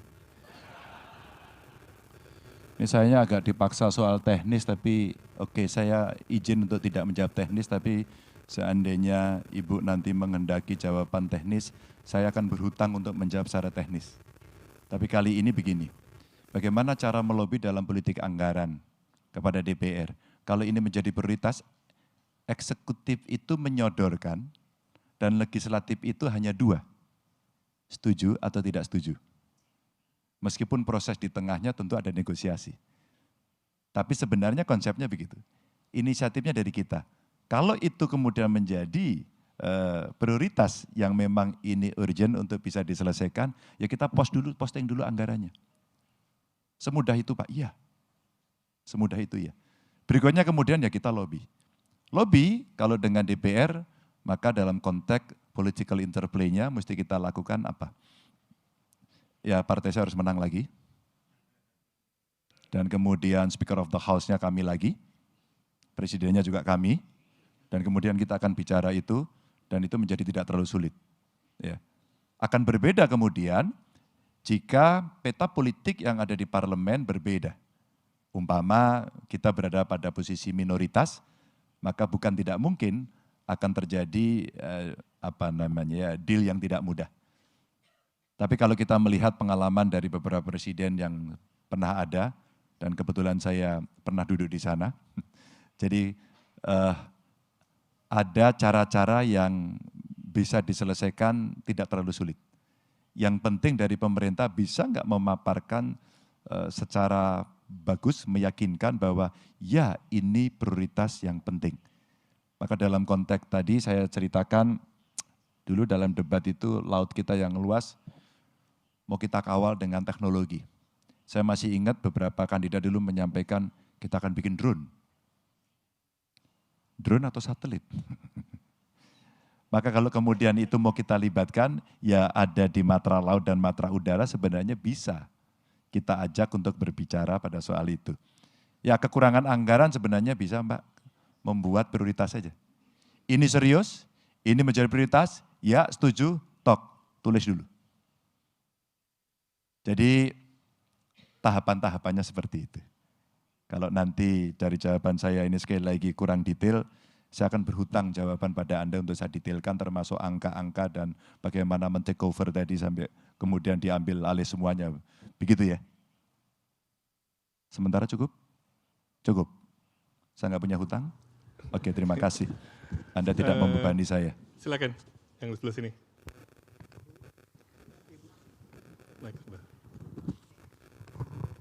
Terima kasih Pak, saya Tatat dari Majelis Ekonomi Muhammadiyah. Saya ingin bertanya tentang kebijakan Bapak nanti tentang transformasi digital ekonomi Pak. Melihat kasus TikTok kemarin yang membuka online shop kemudian mematikan UMKM, dari tadi saya belum mendengar tentang kebijakan Bapak di bidang transformasi digital di bidang ekonomi seperti apa. Terima kasih Pak. Saya lagi mikir ini. Besok temanya jangan politik luar negeri lah. Pak Hussein Rizal yang tanggung jawab ini. Besok ada acara dengan Indef Bu, tentang ekonomi. Saya mengundang Ibu untuk hadir. Boleh ditampilkan nggak Mas? Untung saya punya stok. Boleh ya? Agak beda dikit boleh? Iya. Ini bukan paparan saya hari ini. Tapi kadang-kadang staf saya minta, coba dong ada bank datanya gitu ya, untuk kita bisa ceritakan. Tapi saya mencoba menjawab. Inilah daulat digital yang mau kita dorong. Ada e-commerce, game, AI, creative content, ya. Dan kalau kita lihat e-commerce annual national spending kita tuh ranking 11 dari global itu. Angkanya gede banget Bu. Ya. Dan kalau Anda lihat consumer spending in game saja, kita itu tinggi sekali. Ibu main game nggak Bu? Main ya? Kelihatan ketawanya ini suka main. Mobile Legend Bu? Apa?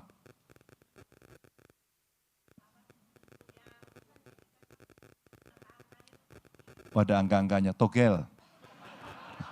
No, yang itu jangan. Oke, ternyata Ibu main game, oke. Nah, kalau kita lihat kemudian hardware kita, ini potensi kapasitas data center Indonesia itu sampai 670 megawatt. Ini tim saya tak suruh ngitung. Coba hitung, ambil datanya. Jadi surplus listriknya akan bisa kita gunakan, lapangan kerja bisa naik, upskilling SDM bisa kita lakukan, dan potensi ekonomi digital kita ada 4.531 T. Bu, sebagian yang menjadi cita-cita saya adalah hilirisasi industri digital, Bu. Jadi kalau Ibu ketemu anak-anak muda yang mereka sebut Gen Z, kita nyebut Gen Z tapi dia tidak suka disebut Gen Z, mereka sampaikan, Pak, kami butuh creative hub untuk kami bisa mengembangkan talenta kami. Begitu. Lalu ternyata ada komunitas-komunitas yang dia bentuk dan dia butuh mendapatkan perhatian dari pemerintah. Dan semua yang dia kerjakan terkait dengan digital. Bu, sepatu saya baru, Bu, ya, silakan dilihat. Oh jelas. Saya diundang untuk datang ke pameran ini. Apa Bu sebutan kelompok ini? Mereka adalah komunitas sneakers. Apakah terbayangkan oleh kita yang namanya ubanan seperti ini? Tidak. Yang kita pikirkan yang gede-gede, anak-anak kita berpikir komunitas sneakers, komunitas coding, pencipta lagu, desainer, games developer. Mereka lakukan itu semua. Lalu dia bilang, Pak, kami nggak punya akses modal. Lalu kami membuat FGD kecil dengan mereka. Lalu ada ketentuan dari pemerintah yang sudah diberikan, tapi tidak dilaksanakan hari ini. Mau saya kasih tahu, adalah IP, intellectual property. Dan itu bisa dijadikan sebagai kolateral, tapi tidak pernah dieksekusi. Saat saya diskusi, saya masih jadi gubernur. Maka saya tawarkan, bro ini nggak sulit. Tapi butuh mau dari Anda. Anda mau nggak melakukan? Oh saya mau Pak, oke Anda mau hutang berapa? Oke Pak, saya nggak akan banyak-banyak, mungkin sekitar 50 sampai 100 juta. Baik, besok kamu datang ke bank saya, karena saya pemilik bank. Bank Jateng maksud saya waktu itu. Untuk apa? Agar bisa pecah telur bahwa IP-nya bisa dijadikan kolateral. Bu, ini contoh kalau kita mau bicara soal ekonomi digital yang ada. Ya, TikTok Shop itu sebenarnya kasus yang hari ini tiba-tiba kita kaget. Padahal sebenarnya juga pernah terjadi di aplikasi yang lain gitu ya. Di medsos yang lain, orang sudah jualan. Tapi begitu TikTok Shop-nya ini betul-betul menjadi toko dan kemudian orang berjualan di sana, siapapun berjualan itu hak. Tapi ketika kemudian pasar tradisional mati, maka negara harus turun tangan dan mengintervensi. Jangan membiarkan. Bu, begitu itu diintervensi, diatur saja. Bukan dilarang, diatur. Bagaimana aturan main yang baik pada soal itu. Bu, saya ke Cirebon diprotes sama 2 remaja putri. Nangis-nangis dia di depan saya. Karena dia bilang, Pak, saya ini bekerja dengan inisiatif sendiri, modal sendiri, nggak ada bantuan siapapun, mulai TikTok Shop dan laku. Kenapa Bapak tutup? 2 kepentingan inilah yang kemudian mengakibatkan seringkali terjadi cynical yang muncul. AI itu bagus. Tapi seluruh dunia sekarang punya problem tentang AI. Saya tidak tahu tiba-tiba kemarin Pak Jokowi pintar sekali berbahasa Mandarin. Ya Pak ya? Bahasa Mandarin benar nggak Pak Sulis itu kemarin? Benar. Pak Jokowi nggak yang ngomong? Bukan. Ngeri ya Bu? Terbayangkan nggak kalau kemudian ini menjadi fitnah-fitnah yang bisa dilakukan? Terakhir Bu, saya mau jawab dengan gambar Bu. Yang ini ya tadi. Boleh? Yang tadi Mas? Yang tadi tampilkan yang karya dari anak-anak. Oke, kita butuh loading dulu nggak apa-apa. Kita dorong ketika kemudian ada Creative Hub yang muncullah kemudian anak-anak hebat Bu. Terus, tadi yang kreatif dari anak-anak yang bisa tampil, ada yang pemain lokal, yang pemain global. Ternyata anak-anak kita itu luar biasa. Ibu pernah dengar anak-anak muda Voice of Baceprot? Nggak ada ya? Dia itu adalah rocker, 3 cewek, pakai hijab Bu, sekolahnya madrasah. Dan sekarang dia main ke seluruh dunia. Atau saya kasih ini yang berjaya membawa nama dunia di Takarang, Rich Brian, saya kira semua kenal. Ini anak muda Indonesia yang keren gitu. Ada Cila Kiana. Ini saya sebut sebagai jago tandang. Dia keluar negeri karena industri kreatif dan digitalnya. Bu. Dia punya bakat kemudian disalurkan. Dan ada yang jago kandang itu bukan berarti jelek tapi di kita. Ini ada Jember Fashion Carnival, ada Neck Deep, ini. Ya, terus kemudian ada Tecek, ya, ada Techinasia. Ini city chapter ada dari Malang. Ini Bu, Malang, Surabaya, daerah loh. Jadi kalau kita bicara ekonomi digital, wow, ini ekonomi masa depan. Kalau ini kita kembangkan, SDM-nya kita siapkan, pemerintah lebih banyak termasuk pemerintah daerah membangun Creative Hub lebih banyak, Bu, mungkin kita akan bisa menurunkan eksploitasi sumber daya alam kita agar ekonomi kreatifnya lebih tumbuh. Maka kalau orang bicara, ya Duta Besar Korea, mantan Duta Besar Korea juga ada di sana. Bu, di Korea itu ketika ekonomi digital muncul, terus kemudian anak-anak berbakat talentanya dikembangkan, yang keranjingan dunia luar. Ya, saya ARMY Bu, BTS Bu. Ini BTS yang nyanyi ya Bu, bukan yang lain. Ponakan saya penggemar K-pop, nonton drakor, dan akhirnya dia harus beli skincare dari Korea Selatan. Pak Sulis setiap datang ke tempat saya, bawanya ginseng, nggak tahu maksudnya apa ini.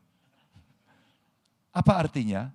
Dari satu yang kemudian bisa menjadi mercusuar, ternyata dia menjadi lokomotif untuk menarik gerbong industri kreatif lainnya.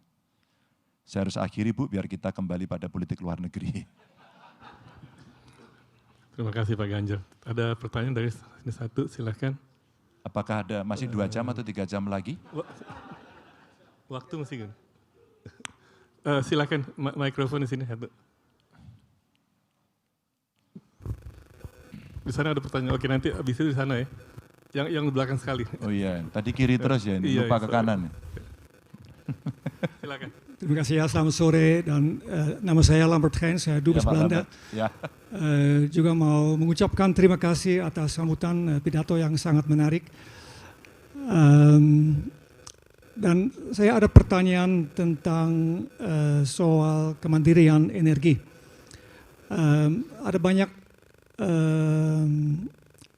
salah satu tantangan yang cukup besar untuk banyak negara-negara di dunia adalah soal yang terkait dengan energi berkelanjutan, khususnya untuk mengurangi konsumsi batu bara.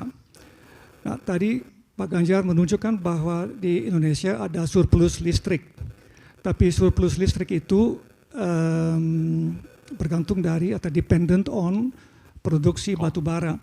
Nah, bagaimana pikiran Pak Ganjar, rencananya Pak Ganjar tentang produksi dan konsumsi batu bara di Indonesia? Terima kasih. Terima kasih Pak Lambert. Bisa ditayangkan nggak ini? Jadi ini transisi yang coba kita siapkan, ya. Waktu itu juga kita tawarkan kepada beberapa orang dan waktu itu kalau nggak salah ini paparan di US Chamber ini. Ini kita sampaikan Pak. Jadi kalau kita lihat beberapa senario untuk mendorong renewable energy. Transisi energinya kita siapkan Pak. Kita butuh anggaran cukup besar tadi Pak. Maka kalau Pak Lambert nanti kita bisa bicara dan mengajak lebih banyak negara untuk mewujudkan ini peluang Pak kita bekerja sama Pak. Dan kalau ini terjadi Pak, maka kita juga akan bisa mengurangi emisi dari coal atau batu bara. Itu yang akan terjadi. Tapi sampai dengan hari ini proses ini mesti berlanjut dan simultan. Maka kami belum bisa berhenti pada soal itu. Yang bisa kita lakukan adalah beberapa teknologi, antara lain yang pernah kami kembangkan di Batang dengan pemerintah Jepang. Dengan pemerintah Jepang kami punya program PLTU di Batang, dan kami pernah datang ke Yokohama, karena mereka menyampaikan hanya ada 2, satu di Yokohama dan satu ada di Batang. Dan ini energi dengan teknologi ultra super critical, yang mencoba menangkap fly ash-nya lebih banyak, sehingga kemudian gas buangnya akan lebih rendah lagi. Tapi ini memang PR buat kami, karena kami harus maju pada negara industri, dan ini pasti menjadi risiko yang sudah kita mitigasi. Maka pada proses itulah, kurva kedua, second curve-nya kita siapkan. Ketika ini tumbuh, berkembang, industri kami maju, ya, dan kemudian pada puncak tertentu ini turun, maka kita menyiapkan agar kami tidak jatuh terpuruk. Kita menyiapkan kurva keduanya yang kita siapkan mulai sekarang ini dengan desain transisi energi, dan kita coba mengajak beberapa negara untuk mau berinvestasi dengan teknologi yang pernah dimiliki. Kami sampaikan pada saat itu contohnya First Solar, ini yang punya pengalaman juga, dan waktu itu kami tawarkan, tentu banyak negara lain yang punya, yang bisa kita dorong untuk mempercepat itu. Dan ketika kemudian nanti Pak Lambert katakan, ini menarik untuk kita mau, kita bisa jalankan. Kami lagi mencoba umpama hidro, geothermal, solar, wind, itu sebenarnya di dalam kami, di Indonesia juga masyarakat belum banyak tahu. Maka ada kejadian di 3 titik. Kembali saya menceritakan, ini bukan cerita soal Ganjar, tapi cerita soal pengalaman saja. Kami sudah punya umpama di Dieng, geothermal, bagus. Tapi ketika beberapa plan itu pernah terjadi kebocoran dan kemudian ada ledakan di situ, masyarakat takut. Kemudian demonya berbondong-bondong, padahal kita sangat kaya sekali pada sumber daya ini. Dan ini ya, Indonesia Ring of Fire, sehingga kita banyak gunung berapi yang pasti geotermalnya banyak. Kita butuh teknologi itu. Kita pernah bekerja sama dengan Jerman di Gunung Slamet, dan kami harus menjelaskan satu persatu. Bagaimana masyarakat mesti tahu bahwa ini salah satu kekayaan kita yang kita bisa pakai, sehingga nanti kita akan bisa mengurangi apa yang menjadi beban bumi ini terkait dengan pembangkit listrik yang bersumber dari batu bara tadi itu. Itu Pak. Jadi kita perlu bekerja sama untuk mentransisikan energi dengan energi yang lebih bersih. Terima kasih Pak Lambert. Terima kasih Pak Ganjar. Yang paling ujung mikrofonnya tolong disampaikan. Kemudian yang pakai batik ya, habis itu silakan. Terima kasih atas kesempatan yang diberikan. Selamat sore Pak Ganjar. Terima kasih atas pidatonya. Saya Andrew dari CSIS, peneliti Departemen Hubungan Internasional. Pertanyaan saya sebetulnya simpel. Biasanya sarjana hubungan internasional dalam mendeskripsikan posisi suatu negara akan menggunakan kata-kata power, besar, kuat.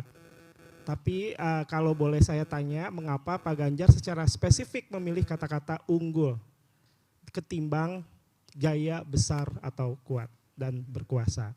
Dan kemudian pertanyaan berikutnya yang kedua, kalau tadi dipotret bahwa salah satu masalah yang menunjukkan dunia tidak baik-baik saja adalah kemunduran demokrasi yang terjadi di tingkat global, sebetulnya apa yang masih kita punya di Indonesia berkaitan dengan demokrasi kita yang tetap membuat kita bangga saat ini bahwa Indonesia adalah negara demokrasi dan bisa kita tunjukkan sekaligus mungkin kita ekspor sebagai solusi terhadap masalah global yang tadi Bapak sampaikan berkaitan dengan kemunduran demokrasi. Terima kasih.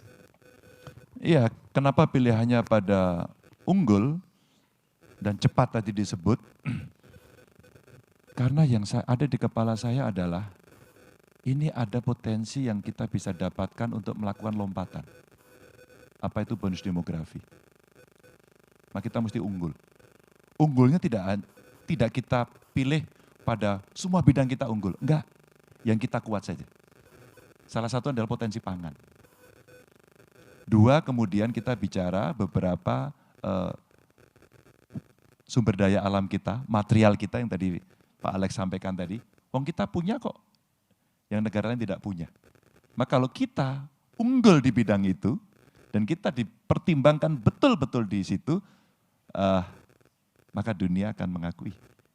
Dan itulah pintu kita untuk bisa bernegosiasi dengan banyak negara. Check and give-nya ada dan kemudian kita bisa menjadi setara. Kalau power, rasa-rasanya yang ada di kepala kita kemudian siapa menekan siapa. Dan akhirnya menjadi tidak fair. Yang kecil pasti kalah. Maka aliansi-aliansi kemudian dibentuk. Dan inilah yang menjadi perhatian kita. Bagaimana antar negara betul-betul mereka bisa setara, bisa saling menghormati dalam relasi diplomatik yang baik. Yang menghormati. Itu saya kira yang pertama. Sorry, yang kedua tadi?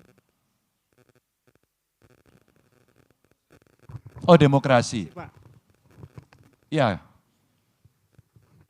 Bagaimana kemunduran kita masih bangga? Ukuran kebanggaan kita pemilu besok ada yang intervensi enggak?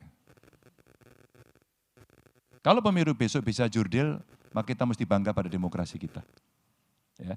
Tapi kalau kemudian itu tidak, maka kita akan setback. Maka civil society sekarang punya peran yang sangat penting untuk menjaga itu. Sehingga ketika kemudian demokrasi bisa berjalan dengan baik, maka akan ada muncul ganjar-ganjar berikutnya. Saya bukan siapa-siapa, orang tua saya polisi, pangkatnya tidak tinggi, hidup kami lebih banyak susahnya. Dan kemudian kami bisa diundang ke CSIS hari ini. Itu pasti karena sesuatu. Dan tanpa adanya demokrasi, enggak akan. Saya menunggu dulu bapak saya hebat. Saya menunggu dulu turunan. Dan itu tidak akan pernah bisa saya dapatkan. Tapi saya bangga pada bapak ibu saya, karena mereka rakyat biasa saja, dan bisa mendidik saya untuk seperti ini. Itu terima kasih saya. Terima kasih. Silahkan mikrofon ke yang sore. Habis itu Pak Dubes. Terima kasih atas kesempatannya. Perkenalkan saya Kenneth dari Youth-led Think Tank atau Think Tank Kepemudaan Policy Plus. Dan kami saat ini memang sedang membuat sebuah white paper terkait dengan perdagangan karbon, Pak. Kaitannya dengan foreign policy-nya terkait dengan climate diplomacy. Pertanyaan dari saya, Pak, dari Indonesia kan pada saat kepemimpinan Pak Jokowi itu cukup kencang menggaungkan sebuah term yang namanya Volunetsing 2030, Pak. Forest and other land use net sink. Tadi kan kita sudah membicarakan tentang kemandirian energi. Mungkin saya ingin mendengar dari Bapak bagaimana komitmen Bapak untuk mencapai komitmen Volunetsing 2030 itu, Pak. Dan yang kedua bagaimana Bapak bisa menggunakan politik. Bagaimana Bapak? Gini coba ini lurus. Oh iya bisa. Bagaimana Bapak bisa menggunakan politik luar negeri atau strategi in foreign policy untuk meningkatkan kontribusi Indonesia untuk mengajak negara-negara ASEAN dan Asia Pasifik utamanya untuk mitigasi dan adaptasi iklim, Pak. Terima kasih. Saya akan jawab yang kedua dulu ya. Ini penting karena isu kita hari ini adalah itu. Maka kita tugaskan para diplomatnya untuk aktif. Maka tadi saya sampaikan mesti aktif. Kalau aktif kita kampanye. Kalau aktif kita tidak nunggu di rumah. Maka kita mesti bertandang, bersilaturahmi, ketuk pintu. Itulah fungsi-fungsinya. Saya bercerita ini bukan bertapa kemudian dapat wahyu gitu. Tapi saya diajari oleh diplomat-diplomat ini, banyak diplomat kita hebat-hebat ini yang hadir di sini. Mereka menyampaikan, Pak Ganjar, IGAR kita mesti kita tambah.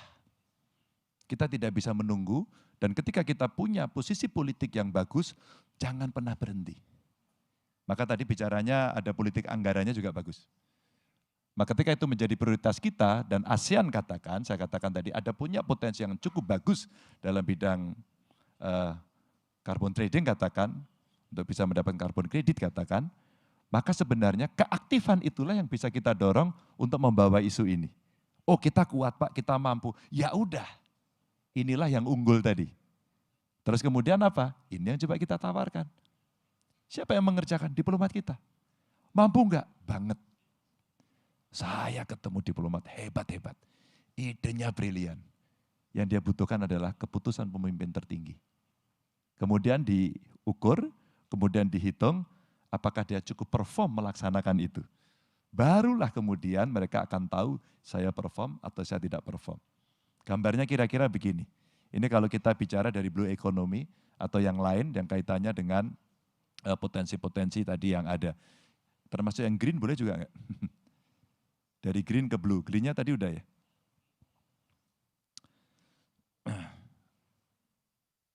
Oke. Nah, saya mencoba mendorong, ini kemarin saya paparkan di, mana ini, di ICMI. Jadi kalau kita bicara EBT tadi Pak Lambert sampaikan kepada kami, kalau kita biaya mencegah, mengurangi dan memperbaiki kerusakan lingkungan, itu kira-kira 1.371 triliun. Kemudian akibat kerusakan-kerusakan, kemudian terjadi polusi dan sebagainya, saya ambil data BPJS kita habis 17,8 triliun. Ini data Kemenkes tahun 2023.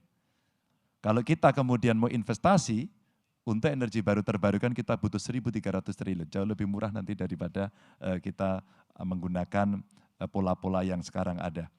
Dan potensi lapangan kerjanya akan bisa terserap 3,7 juta. Itu butuh skill set.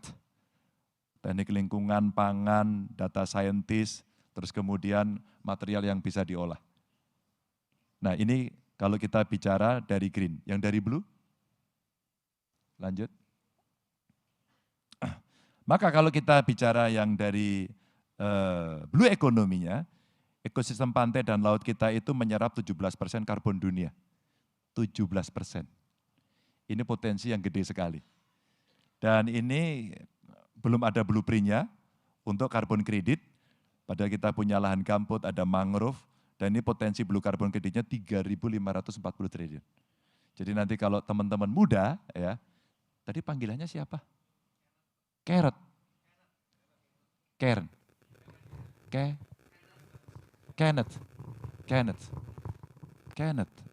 Kenneth, ya. Ya, Kenneth. Pas zaman kecil saya belum ada nama itu. Iya, Kenneth, sorry. Kenneth ada 3.540 triliun kurang lebih. Percaya nggak data ini? Oke, terima kasih. Maka sama kemudian kita butuh, setelah keputusan itu kita butuh menyiapkan.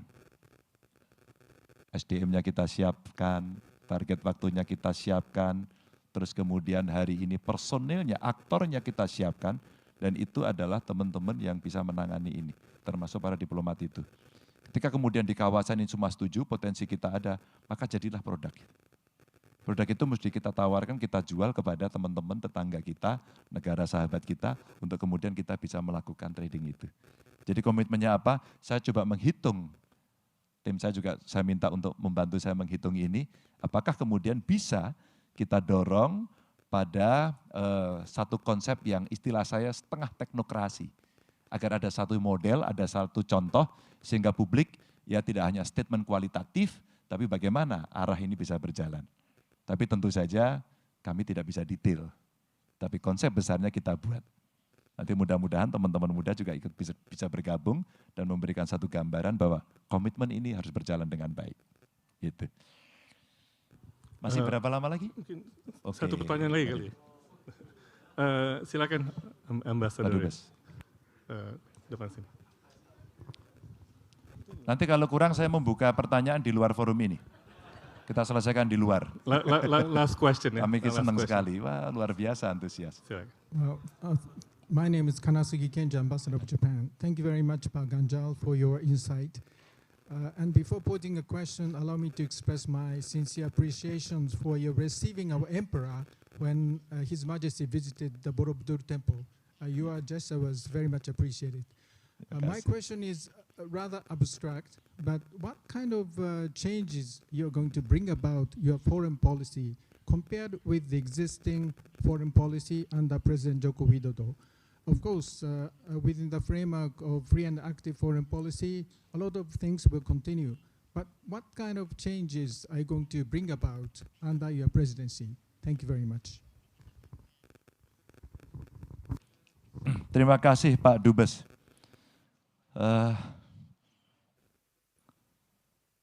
Kaisar Bapak ternyata ramah sekali. Saya mengantarkan Kaisar melihat candi dan dulu kami dikasih tahu Pak Dubes, nanti tidak boleh salaman. Padahal kami ingin salaman, kami ingin jabat tangan dengan Kaisar. Dan kami disuruh berhenti, dan ini tidak boleh salaman. Waduh, padahal kita ingin salaman. Dan orang Indonesia kalau sudah salaman, ditambah satu lagi, selfie.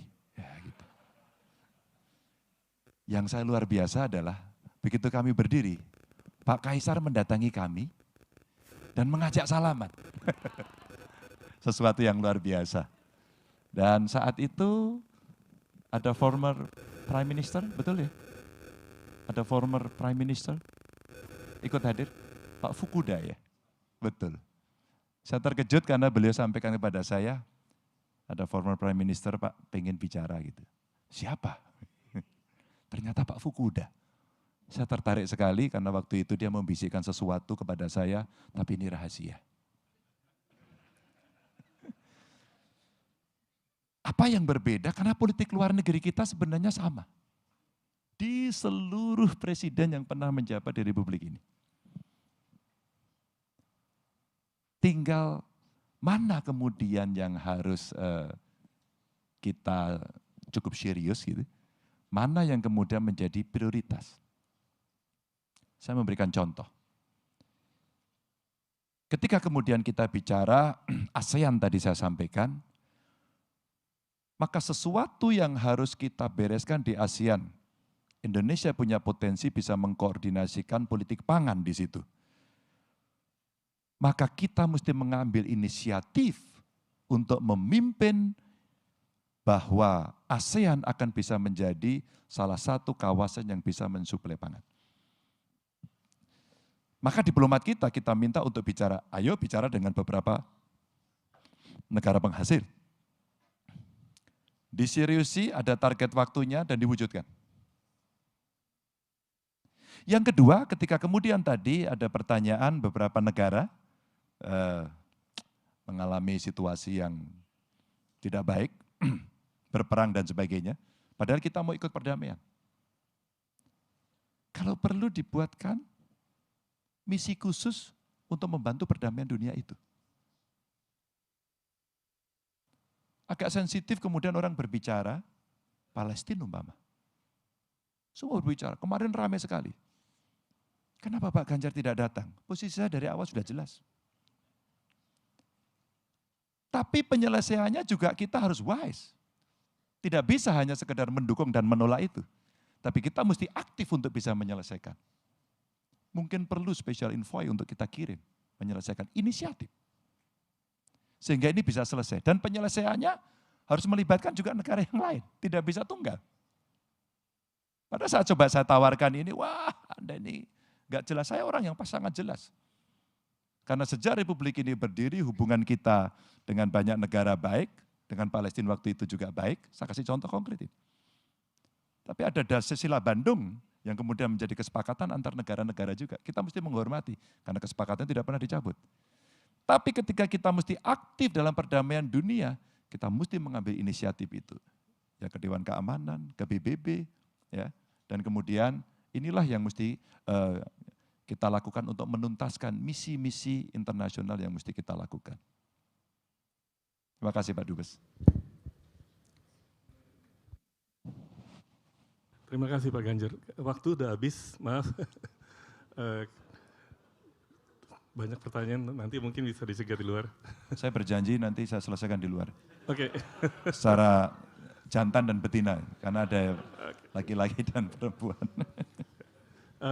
Terima kasih. Tadi saya pikir presentasi dari Pak Ganjar jelas mengenai arah dan kebijakan luar negeri dan juga mengenai kaitannya ya, kebijakan luar negeri dengan kepentingan nasional, apa yang terjadi di dalam negeri. Saya pikir cukup jelas untuk kita memahami kira-kira arah dan kebijakan dari Pak Ganjar seandainya menjadi presiden dalam kebijakan luar negeri. Mari kita kasih aplaus yang besar kepada Ganjar. Dan juga terima kasih kepada audiens dengan pertanyaan-pertanyaannya dan terutama terima kasih kepada CSIS ya, yang telah mengadakan acara ini dengan baik. Terima kasih, kembali ke MC. Kita berikan tepuk tangan yang meriah sekali lagi untuk Bapak Ganjar Pranowo dan juga Bapak Andy Bayuni. Terima kasih sekali Pak atas pidatonya dan juga gagasan-gagasannya serta sudah berkenan untuk menjawab pertanyaan. Dan untuk Bapak dan Ibu para hadirin, untuk menutup acara pada sore hari ini, kita nantinya akan bersama-sama mendengarkan closing statement dari Direktur CSIS. Tapi sebelumnya ingin saya umumkan juga bahwa nanti akan ada foto bersama antara Bapak Ganjar dengan para pimpinan CSIS dan juga panitia CSIS. Dan untuk para tamu undangan juga sudah kami sediakan kopi dan juga tea yang berada di area pre-function di depan lift. Untuk itu sekarang kami ingin mengundang Bapak Yose Rizal Damuri untuk memberikan kata penutup kepada para tamu undangan. Silakan Pak. Oke, saya tidak akan berpanjang lebar, saya mungkin hanya ingin mengucapkan banyak terima kasih atas kehadiran Bapak Ibu sekalian, serta tentunya juga kepada tamu kehormatan kita Bapak Ganjar Pranowo, di mana Pak Ganjar Pranowo sudah memberikan pidato yang begitu saya pikir mencerahkan ya. Pak Ganjar bukan hanya memberikan gambaran mengenai kebijakan, arah kebijakan luar negeri, tetapi juga menjelaskan mengenai prioritas kita. Kedepannya semoga akan lebih banyak lagi kegiatan-kegiatan serupa yang akan dilakukan di Indonesia agar masyarakat dapat terinformasikan dengan baik mengenai berbagai hal yang krusial di dalam pemilu kita. Saya sampaikan juga terima kasih kepada Bapak Ibu sekalian yang sudah meluangkan waktunya untuk hadir di CSIS di sore hari ini. Dan semoga kami bisa bertemu kembali dengan Bapak Ibu di besok tanggal 8 November dan hari Senin minggu depan tanggal 13 November di acara yang sama, acara pidato calon presiden mengenai arah dan strategi politik luar negeri Indonesia. Terima kasih. Selamat sore. Terima kasih sekali kepada Direktur Eksekutif CSIS Bapak Yose Rizal Damuri, dan akhir kata saya Patricia Rani selaku MC menyampaikan banyak terima kasih. Dan juga kami ingin turut mengundang Bapak dan Ibu sekalian untuk kembali hadir pada kegiatan pidato calon presiden Republik Indonesia, arah dan strategi politik luar negeri yang akan dilanjutkan besok tanggal 8 November 2023, di mana kita akan mengundang Bapak Anies Baswedan, dan juga pada Senin 13 November 2023, di mana kami akan mengundang calon presiden Republik Indonesia 2024 dan 2029 Bapak Prabowo Subianto. Akhir kata, saya Patricia Rani mewakili panitia serta segenap kru yang bertugas mengucapkan terima kasih dan mohon maaf jika terdapat kesalahan kata-kata maupun perbuatan selama acara ini berlangsung. Wassalamualaikum warahmatullahi wabarakatuh.